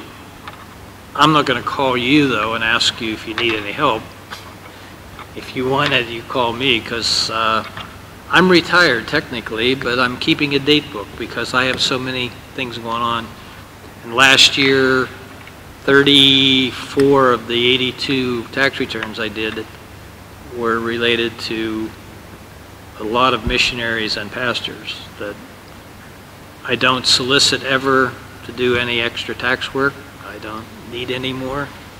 But because I know you and you're involved, and if we can help with that, I'm a resource for you. And we can do that a lot through email, and then we decide whether any physical documents have to be sent so that I can see them. If you get any letters from the IRS following it, sometimes you can scan and just send them to me, and I can tell right away reading it what the response is going to be, so we'll help you with that kind of thing. But yeah, so if you don't have a resource that you can rely on, I'd be happy to attempt to answer your own individual complicated question. So, yeah. Yes, I want a question about this unreimbursed expenses. If I filed a long form or C, I can charge my expenses for this conference, and that would be tax deductible? Yep. It's a legitimate aspect of your ministry. So. This question is for Brother Hammett, but maybe some of the other seasoned missionaries that are with us that I see and know. I'm wondering about the ideas of, when we read older time mission works being done, of mission stations where there's a central location in a certain area where men can come, they can be trained, they can work with a seasoned missionary, kind of like a mentor under the wing kind of aspect, but also to have people come take short-term trips and maybe help out within the mission. Have you seen that anywhere in our circles, or is that something that could work? Or are there reasons against something like that to kind of go along with what Brother Burke was saying about getting more people interested in mission work and getting them to the field and knowing that there's a place that they could go, they could work, they could come back. Men that are called could go, they could see if that's something that they feel led to then do in the future, come back, raise support, and then go work with that missionary. Yeah, I know of places where that's going on. I've been doing that for a number of years, and our church has been doing that when I was pastor for a number of years, this type of thing. I'm a little more aggressive with it. I bring men in who want training for learning how to do a church planting movement strategy, not traditional missions. And I do training with that. And I also bring young people in who want evangelism training or they want discipleship training. I do not bring anybody who wants a vacation. I'm not interested. I don't have time for it. This is work for me. It's not, they're not a help to me. That's the bottom line, and to me, I think it really needs to be dispelled that these mission trips are a help to the missionary. I'm not saying it can't ever be, but generally it's a help to the people who come, and it's work for the missionary to do. So there are times when I just say, no, I don't have any openings. There are other times when I'll take them. I think there's a place for that, and I think you have to pick very carefully where you send people based on what is it you want this person, if he's considering missions, you need to match him with the kind of missionary that you want him to be so that he gets a good view of what it's going to be. Because all missionaries don't have the same philosophy on ministry. And I'm not saying that one's wrong or anything like that. I'm just saying you need to match that as pastor for your people. So some of you may have another idea. Brother Bruce might have one. Maybe I understood the question differently. Okay. When you talk about a mission compound, he used traditional missions, especially in the time of like Livingston and those times, that period of time, what I would call the colonial era of missions, where they had a mission compound. That's what you're talking about. That was a problem because they try to create a little part of their home country in the mission compound. And in those situations, any local person that went into that mission compound had to abandon their culture and adopt the culture of the missionary. That was a failure. Yes, it was. That type of situation is not working, what we're talking about there. Trying to get people in to have experience. In my history of working with people who've made these trips, and it's been mentioned several times by Brother Burke and others about the importance of mission trips. I would say 60 to 70% of our missionaries usually are going to get the burden, or the ones that are surrendering to be the mission field are the result of making mission trips. I look at a mission trip as the future candidates for ministry on the mission field, and therefore it's very important to be involved in that kind of thing. But when you use that term of mission station or something like that, be very careful what we're talking about, because it can have a different meaning, and that can be a very dangerous thing too. Agreed. Agreed. Yeah. And I appreciate those differences in the statistics. Not being long in missions or ministry myself, to actually see people that come to visit you and then receive that burden for them to come back. That makes a big difference. I genuinely believe if somebody visits the mission field, they get that understanding, and if there is a calling in their life, it can be confirmed when they go. Yeah, our missionaries out of our church are because of mission trips that we've sent them on, and they caught a vision on the field, and God got hold of their heart. An integral part of all of that. I very strongly believe churches ought to do that. And on one of those links that I gave you, there is a message there about taking your church people on these trips, and gives you some very practical tips about that. I'm trying to remember, I think Brother Ken Schaefer had done that message at our conference. So, Brother Creech.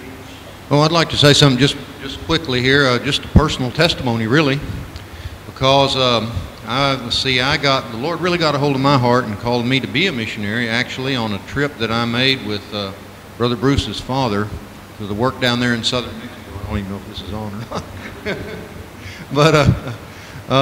But anyway, that's what the Lord used for me. And the trip consisted of not tourism, but of going, just attending different church services and different works that existed there, and going around and preaching, because it was a big occasion for the missionary and this group to come.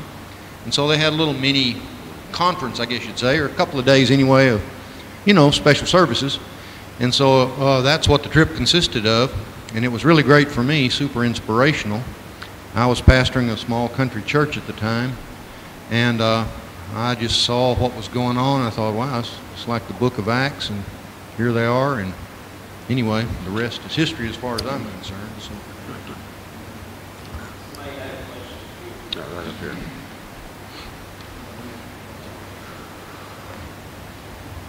Mine wasn't really a question. I just wanted to say how much I appreciate your sentiment, Brother Hammett, concerning those folks going on the missions trip.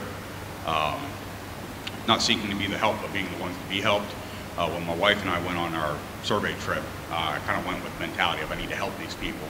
Everywhere I turned, it was frustrating me because they weren't letting me help them. They were trying to help me.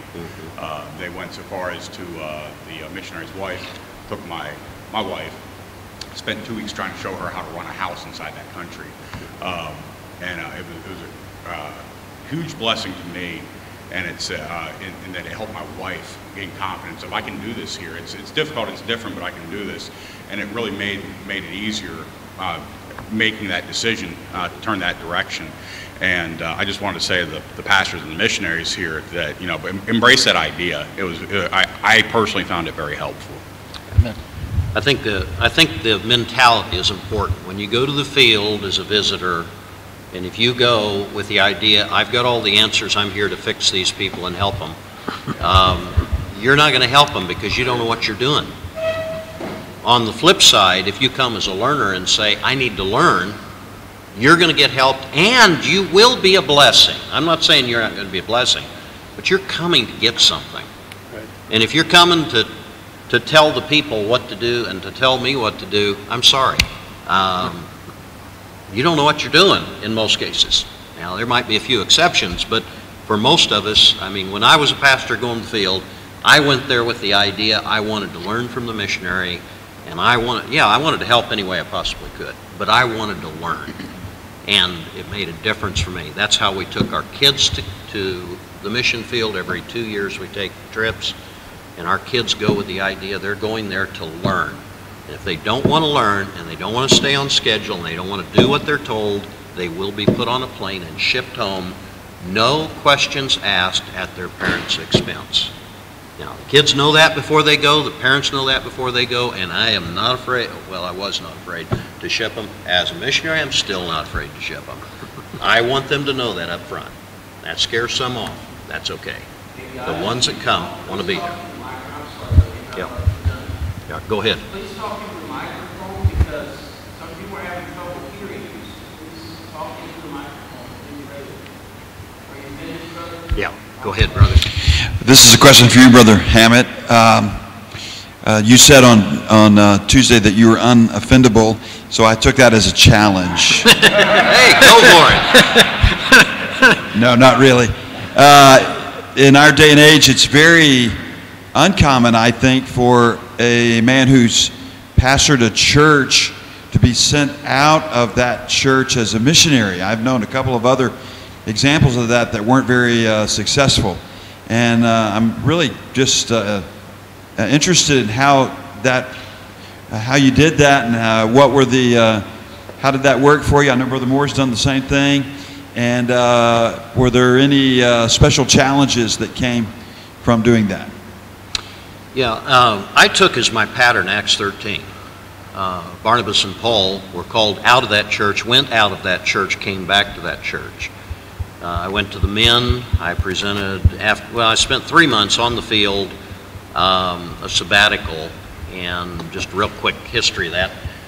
There had been a number of people going to the field from Fargo Baptist and working there in Botswana.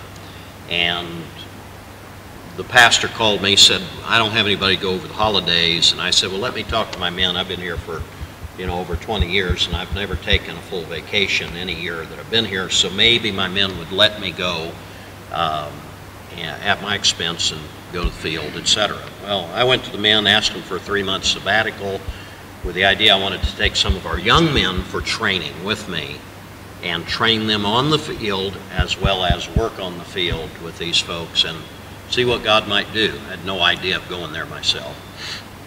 God ended up rearranging all that. By the time we came home, we had the sense, this is probably what God's up to. I never make a decision on the field. When I go somewhere, I always come home because emotion gets in the way. You got to be careful. So I came home. We set on that from January to April, and we still had this burden that was growing. I went to the men, and I said to the men, here's what I'm seeing. And Acts 13, I'd like for you men to pray about this and seek God's face, come back and let me know your thoughts. A week later, they came back. Several of them had fasted. All of them had been praying. And they said, we, to a man, agree. This is the will of God. We're willing to send you. Several of them privately, one-on-one, said, we will not agree to this unless your son becomes the pastor. Now, I'd talked to my son privately about that possibility. I'd not talked to the men. My son was a little apprehensive. He was afraid, I think, that he might get pushed into this and maybe the people really don't want it. But the men came back and that was their stipulation. And I said, that's God. He had put it all together. When the church voted, no, it wasn't unanimous, but I think some of them voted because they really wanted me to stay, and the majority voted for me to go because they really wanted me out of there. So, oh well, anyway. What's been the big challenge? I'll tell you the big challenge. The challenge is what I talked about yesterday, the lack of communication. I am out of contact with my church. Yes, I hear things, but I'm not involved day-to-day life. People are dying that I love. They're having funerals, and I can't be there. I can't be there in those last days with them. These are people, I love them, and I can't even be there with them. That hurts. It's not the church's fault. It's part of adjustment for me and part of adjustment for the church. So that would be the big challenge, I think, and I don't know that there's a fix of it. It's more of a heart issue that my heart has to be adjusted to. I'm where God wants me. I've never been happier in ministry than I'm right now. And I'm not saying I didn't enjoy pastoring. I did enjoy pastoring, but man, this is like dessert at the end of the meal to me. I am just really having a great enjoyment, and missions, the burden is nothing like the pastorate burden. And so I'm just, this is just fun. So I don't know if that answers your question, but okay. Is there anything really urgent to see this morning you'd like to ask? We're already encroaching upon the time. Brother Hammett is next. I'll give up my time, brother, if there's questions men have. That's fine. This is important. This has been very helpful. Yep. So if anybody has questions you want to ask, let's do that now.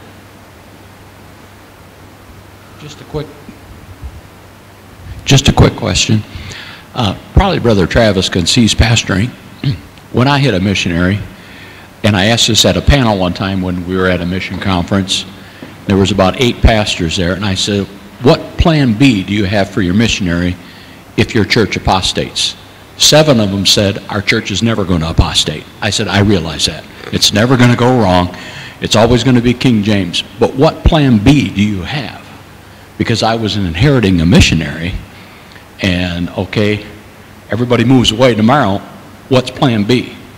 So we had another church of like faith that would take on the burden and the ability to pick up the finances, because as a missionary, if you start switching churches, what happens? You lose a lot of finance. So, Brother Burke, do you have a plan B for Brother Harris and anybody else that would be out of your church? Sure. I would not say we have a plan B. I don't think that would be something that would happen overnight. If a church is going to apostate, you're going to see it happen over time.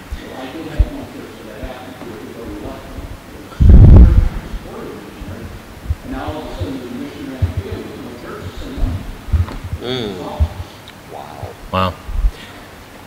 Yeah.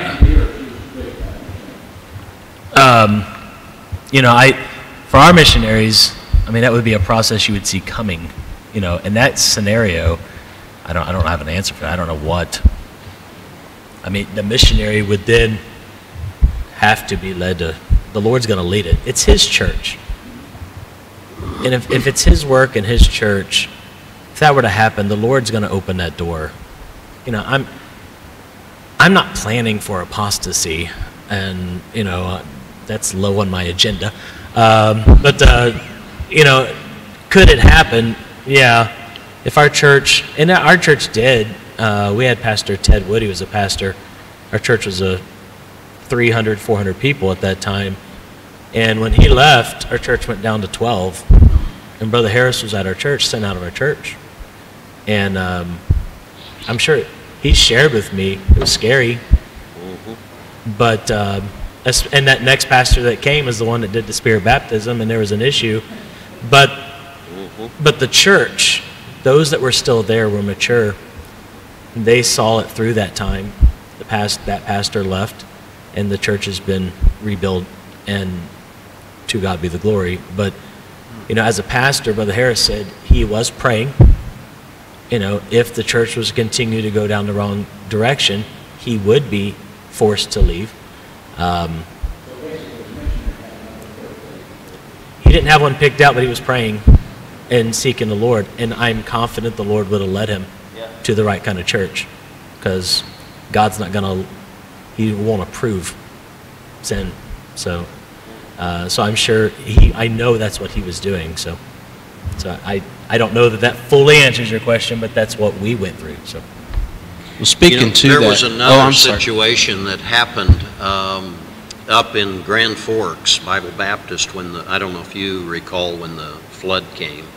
And all of a sudden, they were out of business as far as being able to take care of the monies for their missionaries. And there were churches that stood up. One of them was ours, and told them, we will take the monies, route them through here, take care of all the bookkeeping, and do that for you, we offered. But I think what ended up happening was New Testament in Larimore stepped up and helped, and because they were close locality, and they helped get that going, and then they were able to take it back over and keep it going so that their missionaries were cared for. So yeah, but the plan B kind of happened overnight when the crisis happened. I mean, my thought was, oh my, those missionaries aren't going to get their money. We need to do something. And because we were a supporting church for most of those missionaries, we jumped in and were willing, and I'm sure there were others as well. And so sometimes those plan Bs will maybe just appear, but certainly I think in the case of apostasy, yeah, the missionary is going to be thinking, wouldn't it be wonderful if the pastor is straight and the apostasy happens, the pastor helps facilitate this to another sound church. But sometimes it's the pastor who goes apostate.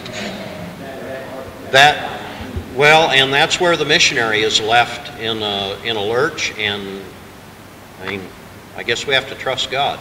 It's come to that. Oh no. Right?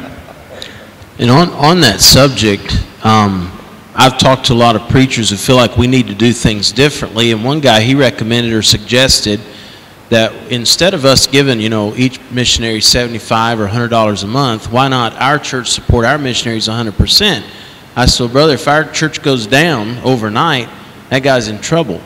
And I said, that's why I love the system we have. I believe it's biblical. I believe it works, where we support our missionaries substantially, and I believe the home church should.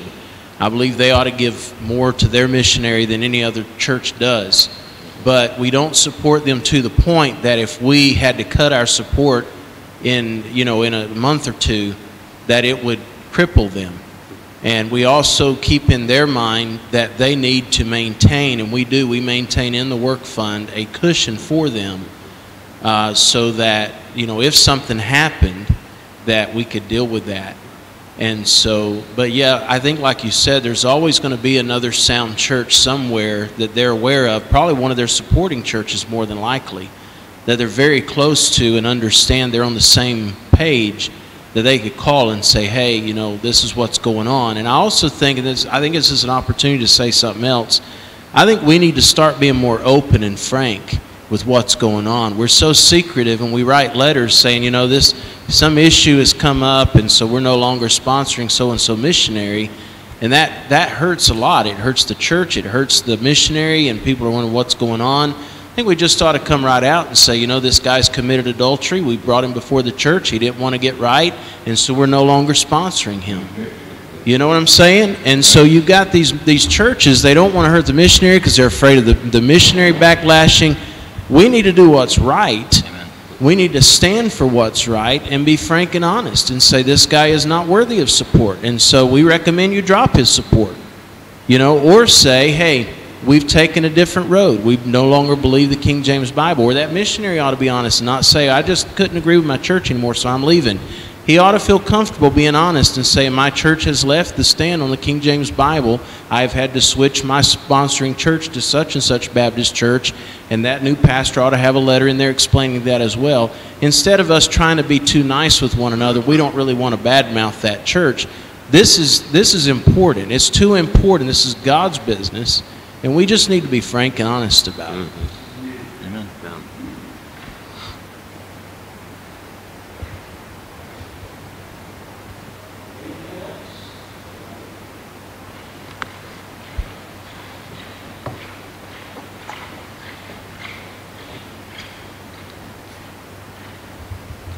Thank you. To be brief, Brother Hammett, you had mentioned you used a term that I found interesting, talking about a church planting movement. Would you be able to draw a distinction between that and, I guess, traditional church planting? Would you be able to do that, or? Well, let me, I guess maybe a quick understanding of it. Traditional missions, by what I mean by that, is what has been done the last 100 years. And it's basically, well, maybe even 200 years. It's basically you go to an area, you find a building to rent, you start gathering people, you hope eventually to start a church. Of course, you call it a church right away because you're having services. But you don't even have the people saved yet. There's not scripturally baptized. How can you call it a church? But we want to call it a church quickly, so the pastors back here know we're starting a church. And you hope eventually to gather enough people, maybe raise a man, train him, and he will end up becoming a pastor of that congregation. You'll turn it over. The average is 10 to 20 years, depending on the field that it takes. Some places longer, 30 to 40 years. But probably 10 to 20 is an honest representation of what it's taking for men to start a church. Then they hope that church will start another one. But that's going to take another 10 to 20 because they do what they've been seeing, okay? Typically, the church will die at that point. Stagnate, probably is a better answer. That's traditional missions. I'm glad for traditional missions because they're preaching the gospel. I'm glad people are getting saved. But we're not going to reach every creature. We're not going to reach this world that way. Church planting movement is what I see in the book of Acts. It's what Jesus did. He sent his men throughout Galilee, 120, I believe it was 120 towns that had synagogues. He went to the synagogues throughout Galilee preaching. He set up mission trips. There's 5 mission trips Jesus took with his men. And then when Christ left the earth, we see an explosion of churches starting. And all through the book of Acts, we're reading about some of these churches being brought up. Where do some of these people come from? They come from the seeds of what he had started. And his disciples began to build off the back of that. And then, of course, you've got it expanding beyond with Paul's ministry. Church planting movement is the idea of planting multiple churches by reaching men and building off of the back of them with indigenous methods, not the missionary as the main speaker. He is the main teacher. Those men gather people, reach people, and in turn are reproducing themselves further out. To see the contrast, I would say give me your email address. I can send you a link where I've got a series of short videos that lay out the contrast of the difference between the two. And if you're interested beyond that, I've got teaching and things that I do as well on this. So, yeah.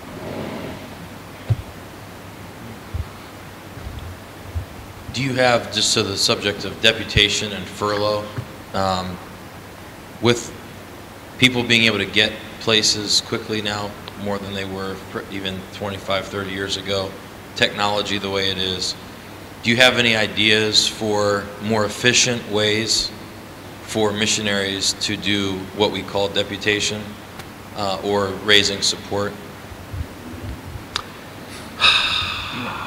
Wow. Yeah. I wish deputation could be more efficient.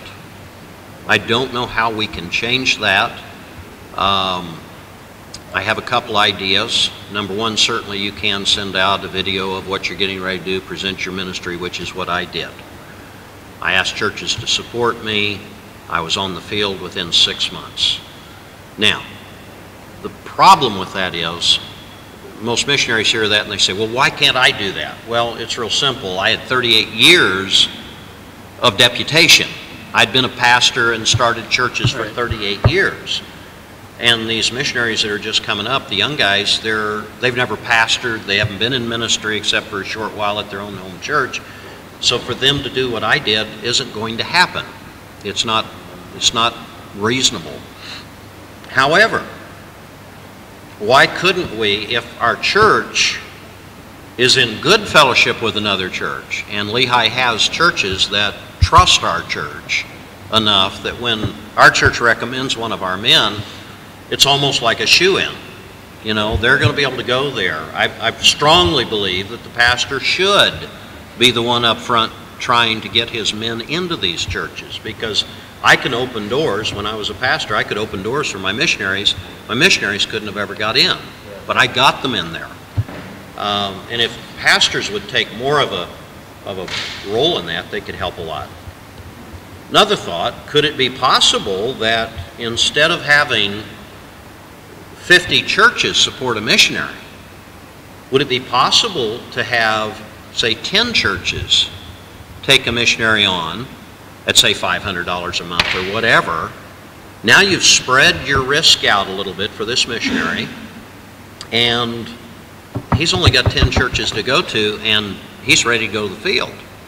Now, I realize that idea, which I've had for many, many years, has never caught on, probably never will, but I throw it out there that maybe after I'm dead and gone, somebody will say, hey, this is a great idea, let's try it. So the day of $25 a month support missionaries is just over. Yeah. So It could work if we work together. And yes. We have these missionaries, Yeah. and we'll take these. Now, the problem with it is this. The missionary is at risk. If he takes, like Brother Pittman was talking about, I had a friend in '82 who had a church that supported him over 25%, I think it was like 30% of his income, one church. They changed pastors. The new pastor came in and said, what is this guy, the Apostle Paul? And they dropped him to $50 a month. He came home from the field like that because he couldn't stay, okay? So there is a risk to the missionary. But isn't the pastor at risk? Now, there's a difference, okay? The pastor, if he gets put out because they can't pay him, he can go down the road and get a job. The missionary's on a foreign field where most fields you aren't allowed to work. So, yes, the missionary has a little different risk. But if he's keeping some money back for emergency trip home, he can get home and he can raise more support if he has to. There's somewhere we got to trust God. But I think it would be far more efficient if we could have 10 churches support a missionary instead of 50 churches. And that's a thought. I can't order that. We're independent Baptists, so. I appreciate the insights from a man who has seen both sides. I've seen both sides too, from pastoring and then missionary work. I noticed before I left to go to the field, before we secured a pastor, I still called myself Pastor Moore when I would call upon the churches, and I had a shoe-in. And as soon as we voted a new pastor into the church, and I'm still calling, I'm just Brother Moore now. Yeah. And I got either sent right to the missionary questionnaire, or I got sent right to a voicemail or to a web page instead of directly to the pastor. And so I do believe that it is very important for the pastors of the missionary to take that effort to call on those like-minded churches that, you know, we support your missionaries, you support our missionaries. Here's a man that's been trained, he's doctrinally sound, he's ready to go. And I think that would be a lot easier along this road of deputation that missionaries have to take, because I myself too, I was on the field within a year. I didn't find myself having to go, but I believe a lot of that is because of the position that I held before, and knowing good sound churches that are missions minded, that are actively looking for men to support.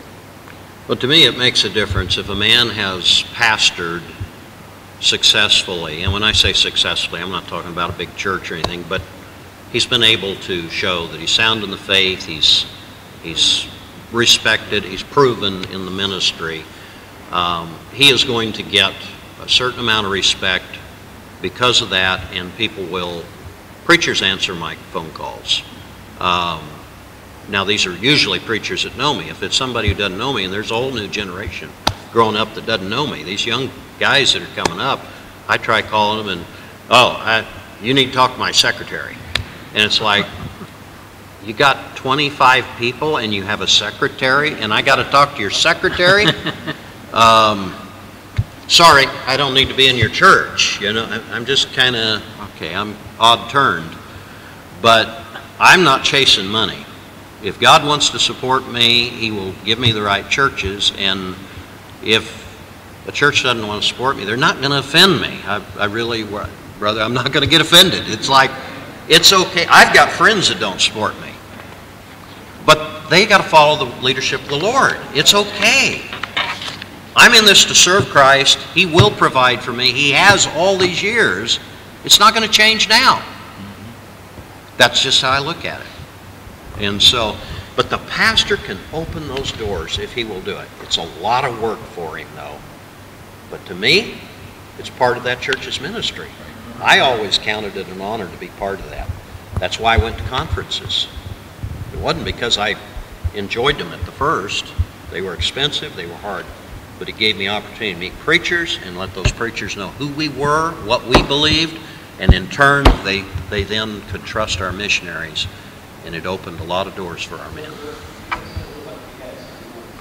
I was going to wait till after he's done. I want to add to it, though, for a missionary coming up, while it'd be great to have the Brother Hammett scenario where you just say, hey, I'm going, everyone says yes. I mean, I did that. I mean, because I know him. There's something very important about getting around and building relationships with people in churches, too. Exactly. So the deputation, yeah, it's money, but it's more importantly, you're building relationships with people so they get to know you. And it's important that you're there, you're at their church, the people meet you, the pastor gets to know you. It's $50 is $50, but them knowing you, loving you, praying for you, knowing your family is more than anything else. And that's why deputation, while it's great to get out there and go, it's important too to build these relationships. So I wouldn't be in too big a hurry either. So.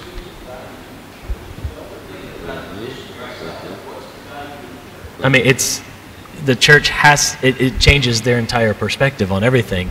They get to know your family, they get to know you, they fall in love with you, they see a work ethic, you know, they see, I mean, there's been some missionaries that come to our church and they don't want to do anything, and I'm not going to support them, and I don't ask them to do a lot, but you know, if they're first one out the door and they don't like talking to people, and there's something alarming about that, you know, and so it helps the church. I mean, there was missionaries when I became pastor that I had never met before that our church had supported for years. There's a man in New Zealand, Brother Gabbard. You know, I did not know him and he was on the field. He never came by our church for a long time. He has now, but our church loved him. I mean, just the mention of him, people lit up because they loved him, and you know, because he had spent time and built relationships with them, and it's important to do that. It's so important because the church. Because there may come a new pastor that says, hey, I don't know this guy, but when the church knows him, they say, whoa, wait a second, we love him, and it will mean a lot to you to build that, take that time. So.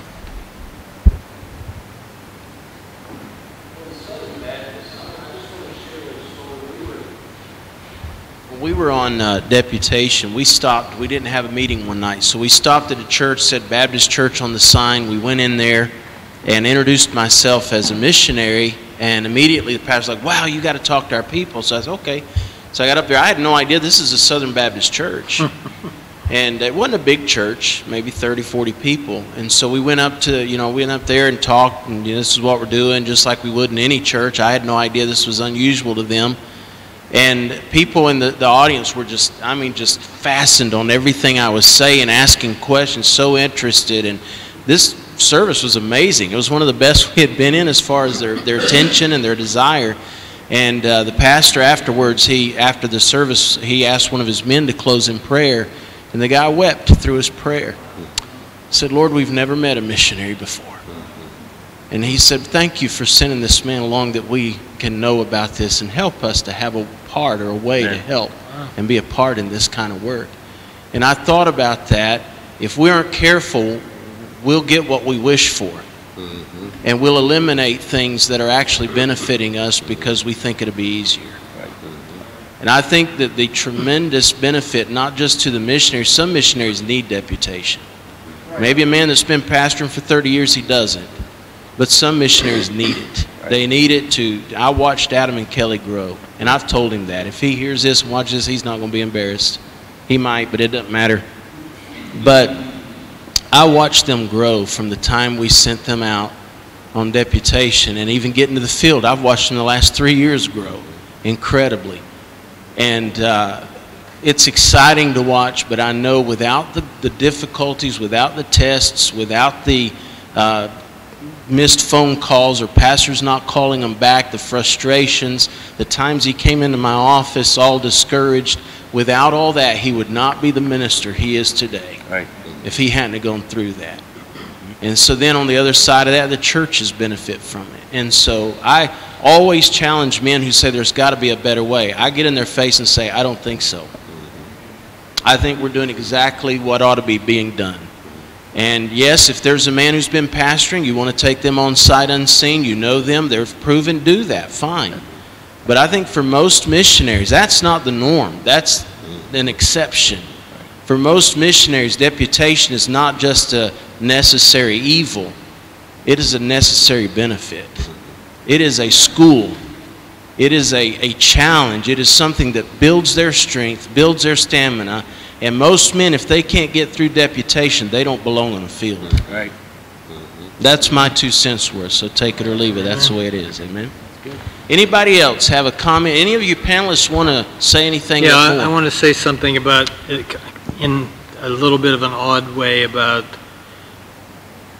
I'm definitely an odd duck ministry in that I'm trying to be a financial help ministry to churches of independent mind. Okay, so the fact that there's been recommendation, I get invited around to churches, it's been wonderful, and I've enjoyed the 10 years doing it. But one of the things, I'm giving away a secret, I guess, but one of the things that I always do in a new church I go into is I look down their missionary wall to see who they're supporting. We have, I think I write 33 checks a month, and some of those are from more than one missionary that out of the same church. So we've been very involved in it, and our church has a way of adopting a missionary so that they're supposed to pray for them, keep in touch with them. Brother Hammett was mine. For a while I was pretty good about emailing him, and then that slowed down a little bit. But as I'm around there, I'm looking at the wall and I go, here's, they have 20 missionaries and 11 of them are the same ones we support. And I go, well, these people are okay. And so there's another message that's given here. That's true. Amen.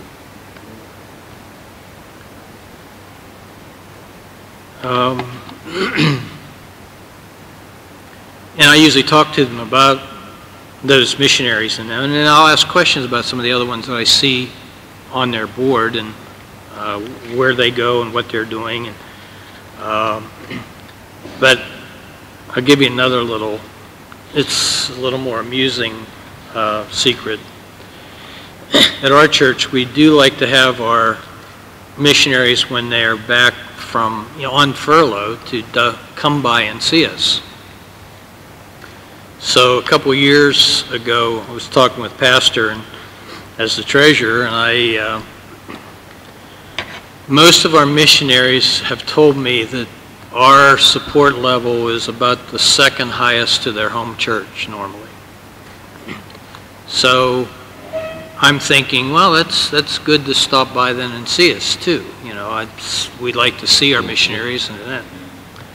So at the level they're at now, I said, well, why don't we do it that we get letters from most of them, some of them emails. He never stops. We get plenty of mail from him. I said, why don't we put another $25 on their support when they've stopped by? So I'm at about, of the 33, 18 of them have had their support raised because they have come by the shop there to I'll see be there us. Sunday, brother. He was there recent enough that he counted, so his has already been hit now. No. No, this is my little secret game going on, but The whole world knows now. yeah.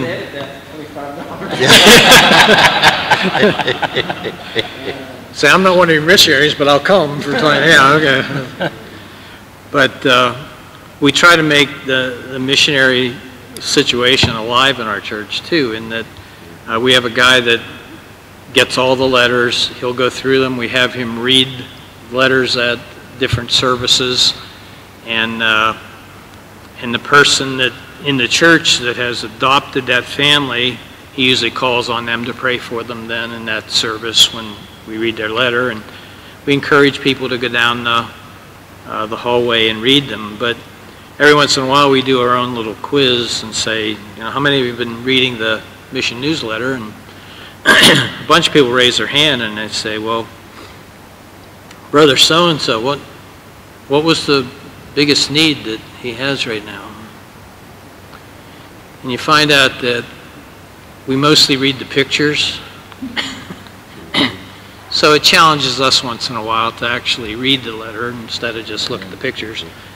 And I've run across, not in our church and not in this body, but I have run across a situation where a missionary in the field was taking pictures of somebody else's work because it was bigger and sending them home in their newsletters. So don't do that if that's so. Yeah.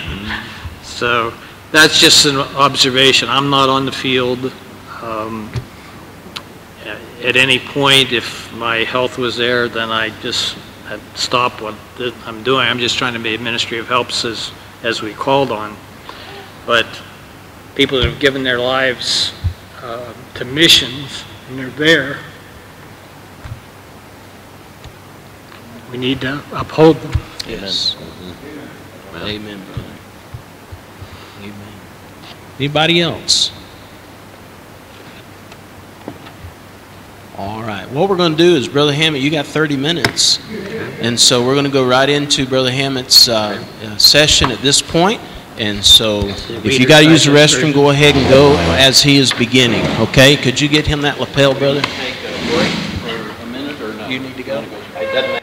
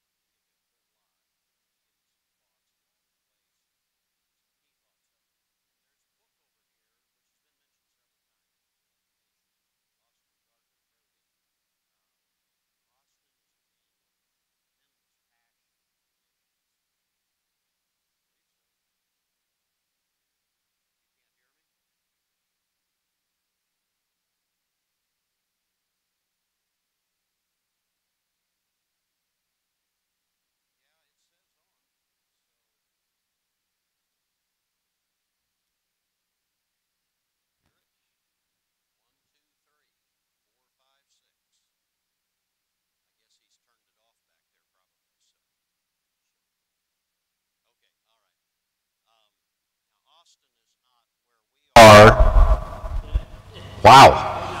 Now we're there. Okay. Austin is not where we are on the number, when I say we, where I am on some doctrinal issues and some ministry issues on the field and indigenous principles. There's a number of things there. But I have a great respect for his passion for missions. And I believe I have not read his book, but I do believe that you're going to find a lot of very helpful things in there as far as deputation is concerned. I'd highly recommend the book for that reason. I think it would be very helpful for that purpose. What I used to do with my missionaries was when they got ready to go out and start deputation, we would go out and we would sit down for a few hours, and I'd go down a list of things that they needed to be aware of practical things to deal with. Now, I'm not going to give you that list. I think that's probably most of it going to be in that book. I've got some strong views about what you should do on deputation and ultimately on furlough as well, how you ought to conduct yourself. But let me say this, every pastor has a different list. So what I like isn't going to be what Brother Pittman likes. What Brother Pittman likes isn't going to be what Brother Ratley likes. I mean, you're just going to go right on down the road, and each guy's going to have a different list. And so you're going to have to try to get along with different pastors and do the best you can. Pastors need to realize this too. Some of my guys had run into a pastor that was just very, this is the way it's going to be, and if you aren't doing it my way, then you just get out of here. And I'd put them on a blacklist and just say to my new missionaries, stay away from that guy. It's, you know, I understand I've got some oddities. I don't expect the missionary to fit into my groove unless they happen to be out of our church and I'm the pastor. Okay, now we're going to talk about some of these things. But somebody coming from another church, if we're in fellowship with that church, then let's give them liberty to be the church that sends them and oversees their ministry. I am not, when I was pastor, I am not the pastor of the missionary from the other church. We are in fellowship in the gospel with them. And oh, I wish I could tell that story. But I believe that supporting a missionary is more about churches supporting churches than it is about supporting a man. I believe the man's important. I think you need to know about the man and his ministry. But you tell me what church he's out of, and I can have a good idea what kind of work he's going to do and whether that church is going to be responsible with that man or not. And that, to me, was far more important in whether to take a man on or not. And I think I'm just going to hit some of this here, kind of highlight. I wanted to spend some time in Scripture, but let me just touch on this here in chapter 14 of Acts.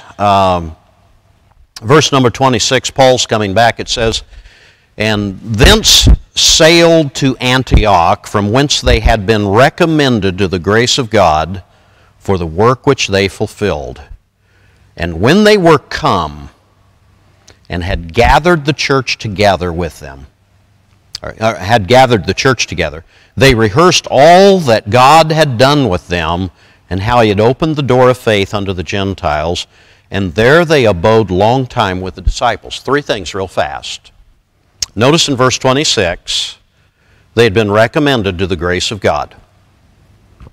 Nobody was setting over Paul and Barnabas, micromanaging everything. They couldn't do it then. In fact, this whole idea of communication back then, they couldn't communicate, could they? And so we're living in a different day and age.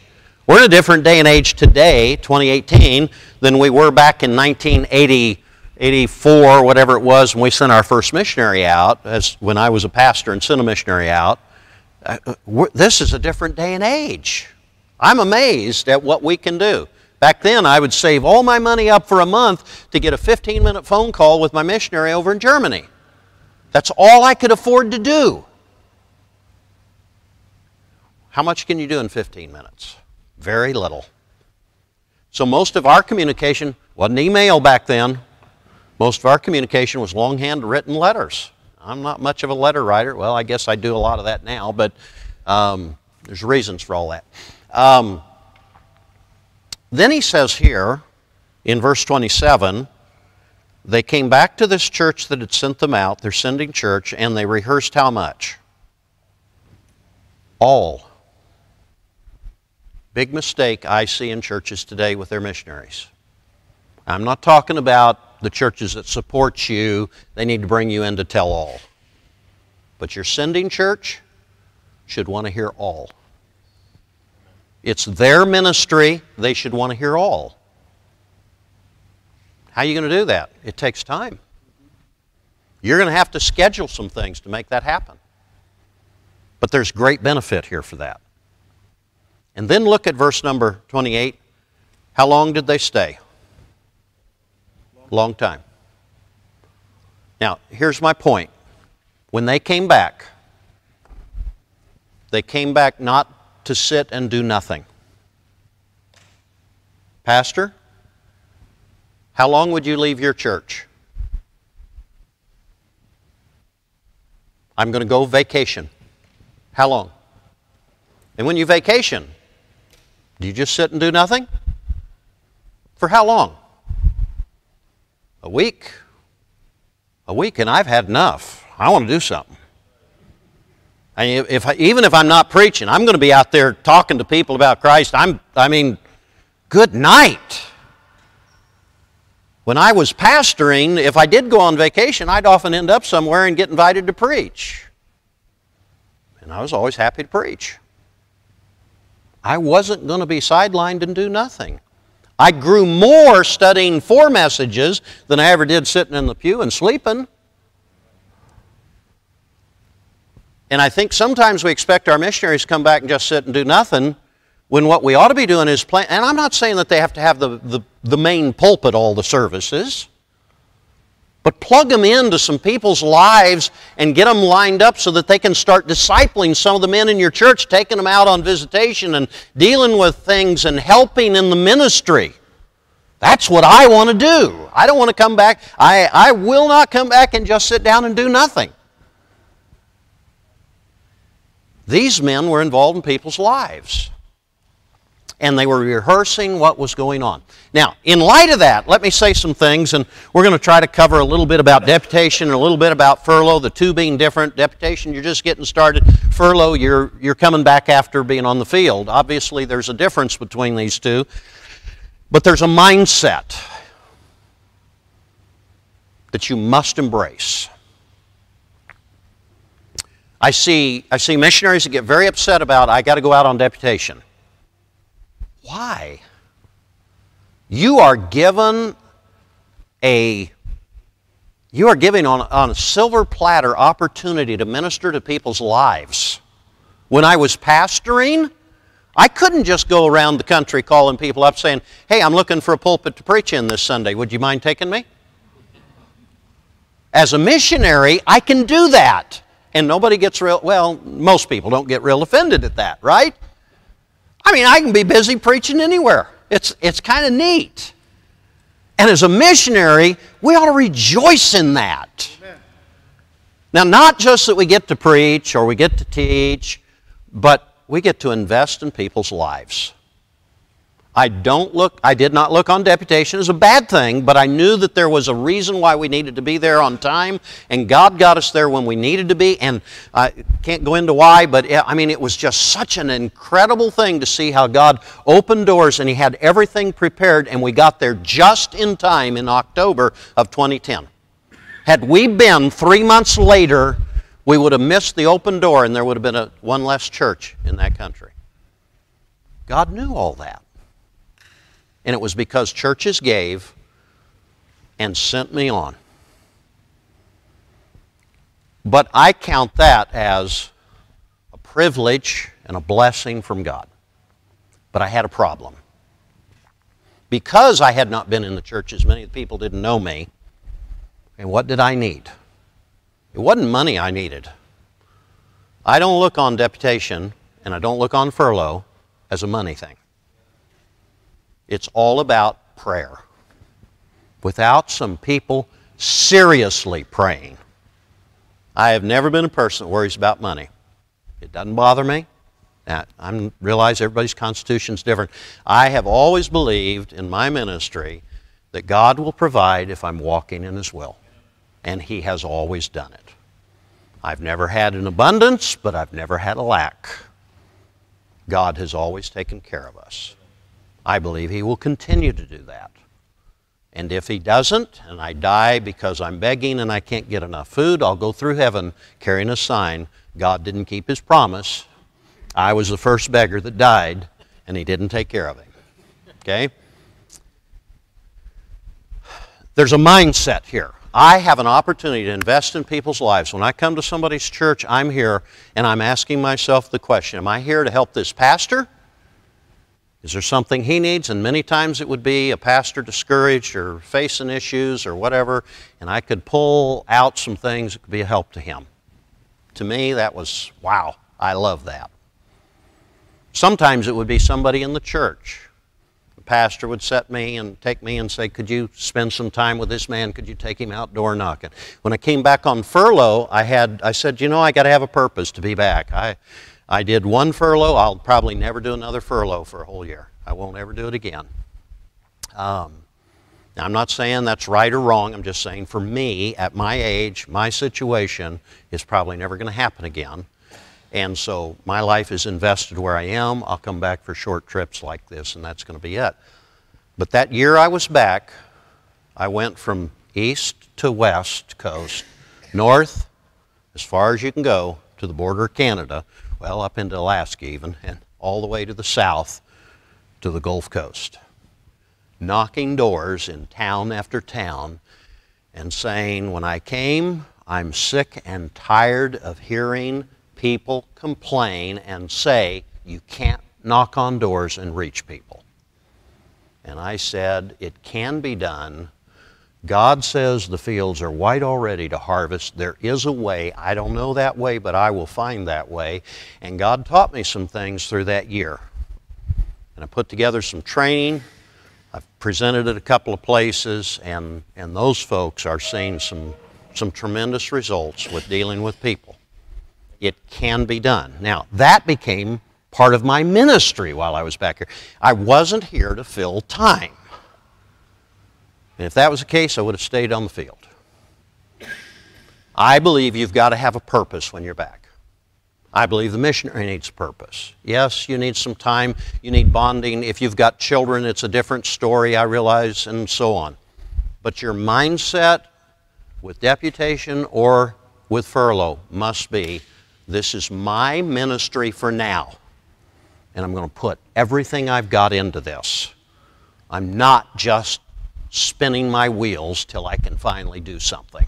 This is what God has for me right now. Second of all, there's the issue of, let's see here. Well, money, I could touch on that for just a moment or two.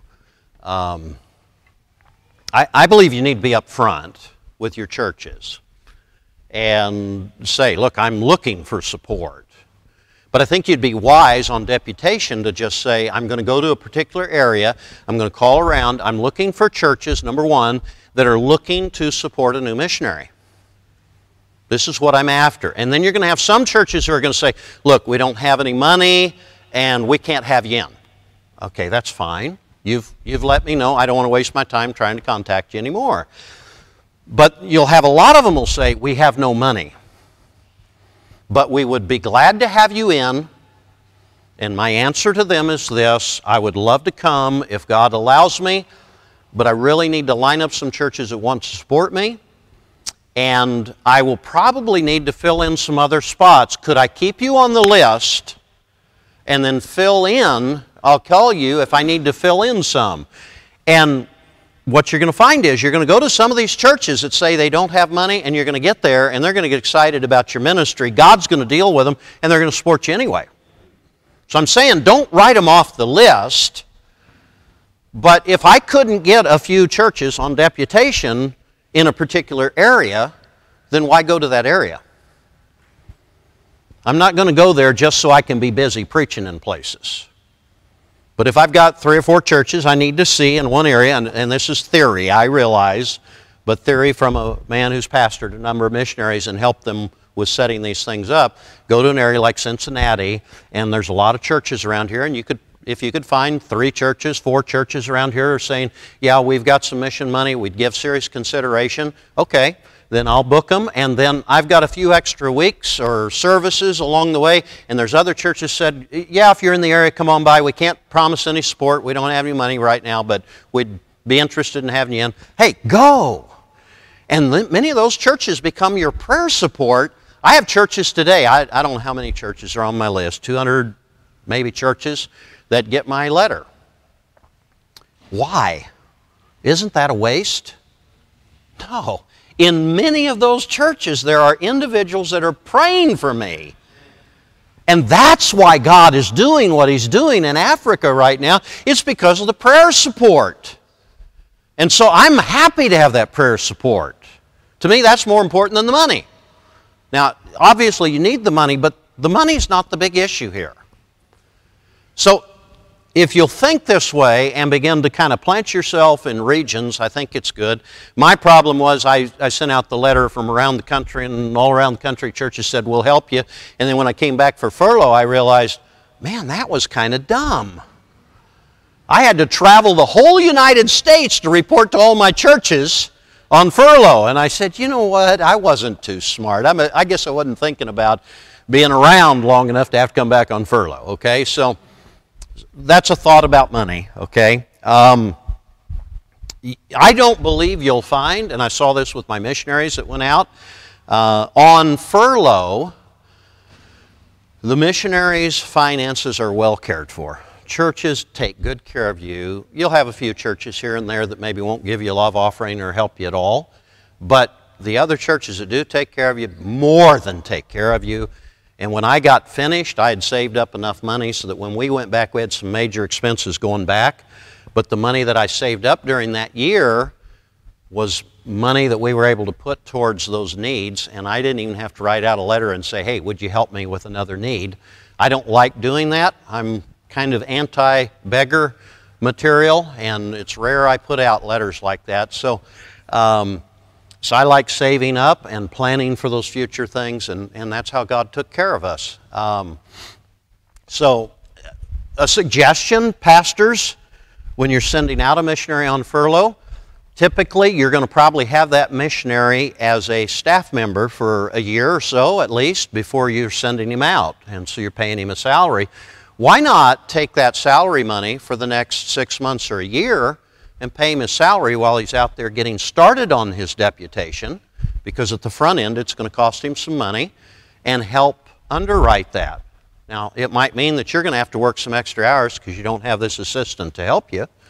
But if you could do something like that, it'd be a wonderful thing. Or if your church could save up, you say, well, we don't have an assistant position or money for that.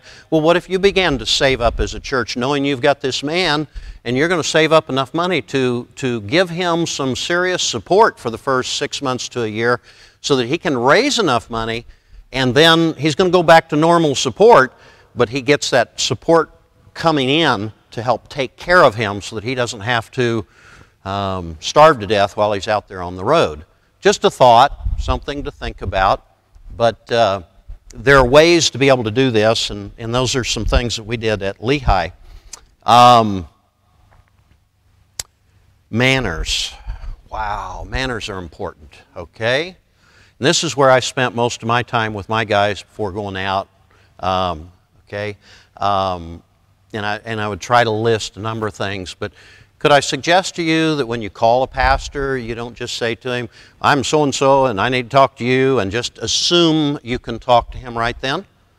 Call him and say, here's who I am, here's what I'm about. Do you have a few minutes to talk, or is there a better time for me to call you? Sometimes you're interrupting them in the middle of something important. So give them the opportunity to reschedule with you. You say, well, what if they won't talk to me? Well, if they won't talk to you on the second call, then the first call would have been wasted time for you anyway. So ask. When you set something up, send them a letter or an email, find out how they best like to be communicated with, a confirmation so they can write it down in their date book. Then expect they forgot about it, and at least a week before or 2 weeks before, write them and say, here's what's going on. And I'm coming on this date just to remind you and wanted to touch base. Ask about what they want you to do while you're there. Different pastors have different expectations. Ask about those things. What would you like me to do? Where do you want me to go? I had pastors who would say, you don't need to go on visitation. And I would ask, can I go on visitation? I want to go. I mean, that's what I was doing the whole year, right? So for me, it was something I wanted to do, and please don't bring me in and tell me to sit in a room and do nothing but stare at the wall for, several days, and all I'm going to do is have 30 minutes to preach. I mean, I didn't come here for that.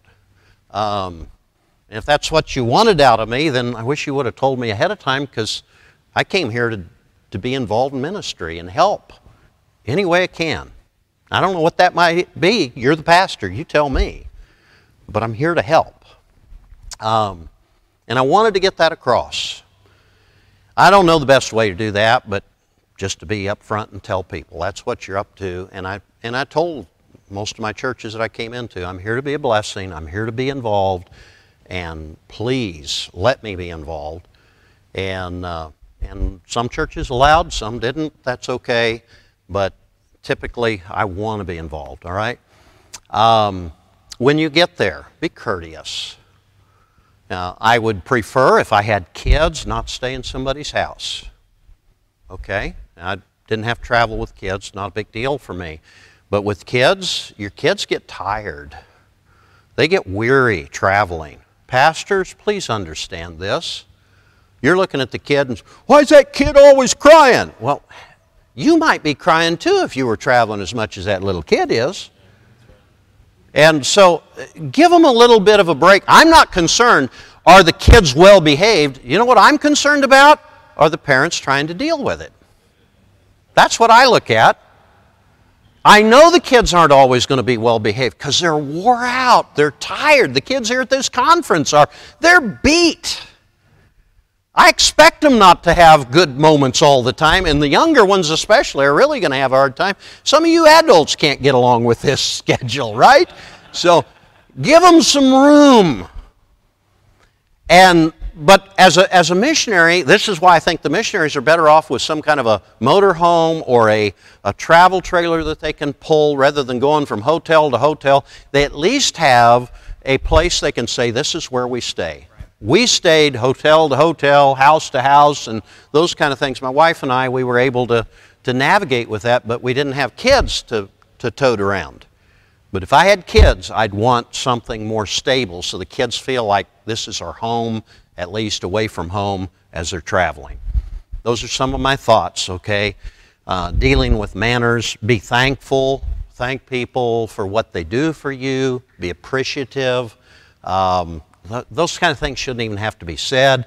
Clean up after yourself when you get ready to leave. If you stay in somebody's home, try to leave it at least as clean as it was when you got there. Say what? Mission apartments, big deal here. Many of them will have a list of what they want you to do when you leave. Try to follow those.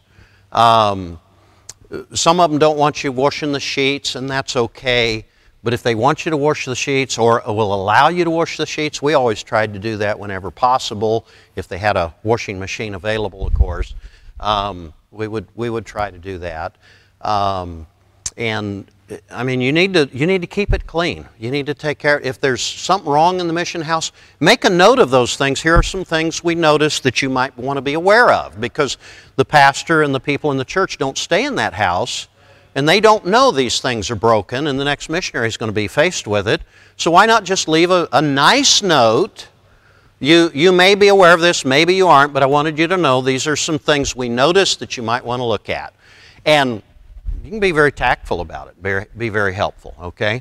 I'm just trying to come up with some things off the top of my head here. Here's one I like. Ask the pastor ahead of time what he wants you to be speaking on. don't assume you know the subject matter. You're not there as a salesman, you know, dog and pony show. I know some churches want you to be a dog and pony show. I don't want to be a dog and pony show. I'm there to preach. I'm there to preach Christ. I'm there to help the ministry, and the man that knows that ministry's needs is the pastor. Now here's what most pastors will tell you when you say, "What would you like me to preach on, Brother Sparks, while I'm there at your church? Is there a topic that would be helpful?" They will then say, "Whatever God leads." And then I'll roll my eyes and say, "Brother Sparks, come on. I already know we want God to lead. Tell me what your people need." Now, you're generally going to stay with something like vision, need to reach the world, with responsibility of the local church and missions, with prayer, with evangelism, maybe with discipleship. You're going to be along those lines in most cases, right? But He knows what those people need to hear. You don't. And when you come in sight unseen, not knowing those people, He could give you a clue on a direction. Maybe He'll give you 2 or 3. That's okay, but you've got something to pick from to kind of narrow things down and be a help to the church. So I ask, and then I keep asking till I get an answer. Now, sometimes it gets a little embarrassing and you just have to quit, and then you're just guessing. But I want to know what's going to be helpful to this church. And that pastor's going to be able to do the most for you. And I would encourage you, pastors, to tell the missionaries this. And please tell the missionary how long you want him talking. Don't just assume he'll quit on time. He probably won't. He'll go overtime. Right, Brother Pittman? And you're not saying anything. Thank you. I appreciate that very much. All right. But I've had missionaries go a long time in the pulpit, and I learned the hard way early on in ministry. I tell them how long. We have a little clock that goes and counts down in the pulpit, and if they go overtime too far, I stand up. Would you do that? Yeah, I do that. And I'm not trying to be mean, but I know that there's a time limit, just like here, and we're pretty much done here right now, but I'm going to finish in a second. But I watch for the time, and I want to stay on time. I want to know what's appropriate for their church. Every church is different, and I've been in churches where I got 20 minutes to present my ministry and preach, and then that's it. And it's like, forget my ministry. Let's talk about Jesus. That's kind of how I think, okay? Doesn't always get me support. I would like to have a little more time than that. But whatever I'm given is what I'm given, and I take it graciously and thank God for whatever I've got and do what I can with it. Don't be upset if the pastor says this is the time limit. He knows his people. If he isn't making a wise decision, that's between him and the Lord anyway.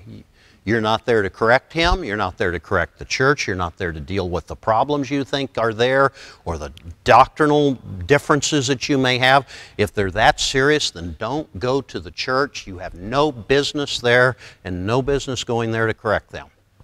You're not there for that purpose.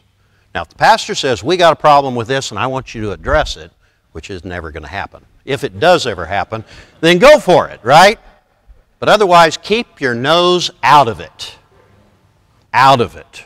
And I've seen missionaries do that. I've had a couple of guys from our church that have done this kind of thing, and just, it frosts me to no end. And so, please listen, missionaries, okay? But pastors, you can help a lot by giving some direction and laying out the expectations up front. Here's what I'd like you to do. Here's what we've got for schedule. I'm not trying to keep you over busy, but here are some key things I'd like for you to be involved in, and I'd like to spend some time with you. And the missionary wants to spend time with you. He'd like to pick your mind, learn from you, and maybe you can pick his mind and learn some things too, okay? So, time-wise, I think I probably should quit there. Maybe there's a question or a thought real quick. What am I looking at here? Yeah, okay. I think that's where I'm going to kind of call it. Is there a question or thought before I turn it over to Brother Pittman? We've had a great day. I think a good week, and I thank all of you. I thank the church here and Brother Pittman. This has been a good week, and I'm thankful for it. So, brother, it's all yours.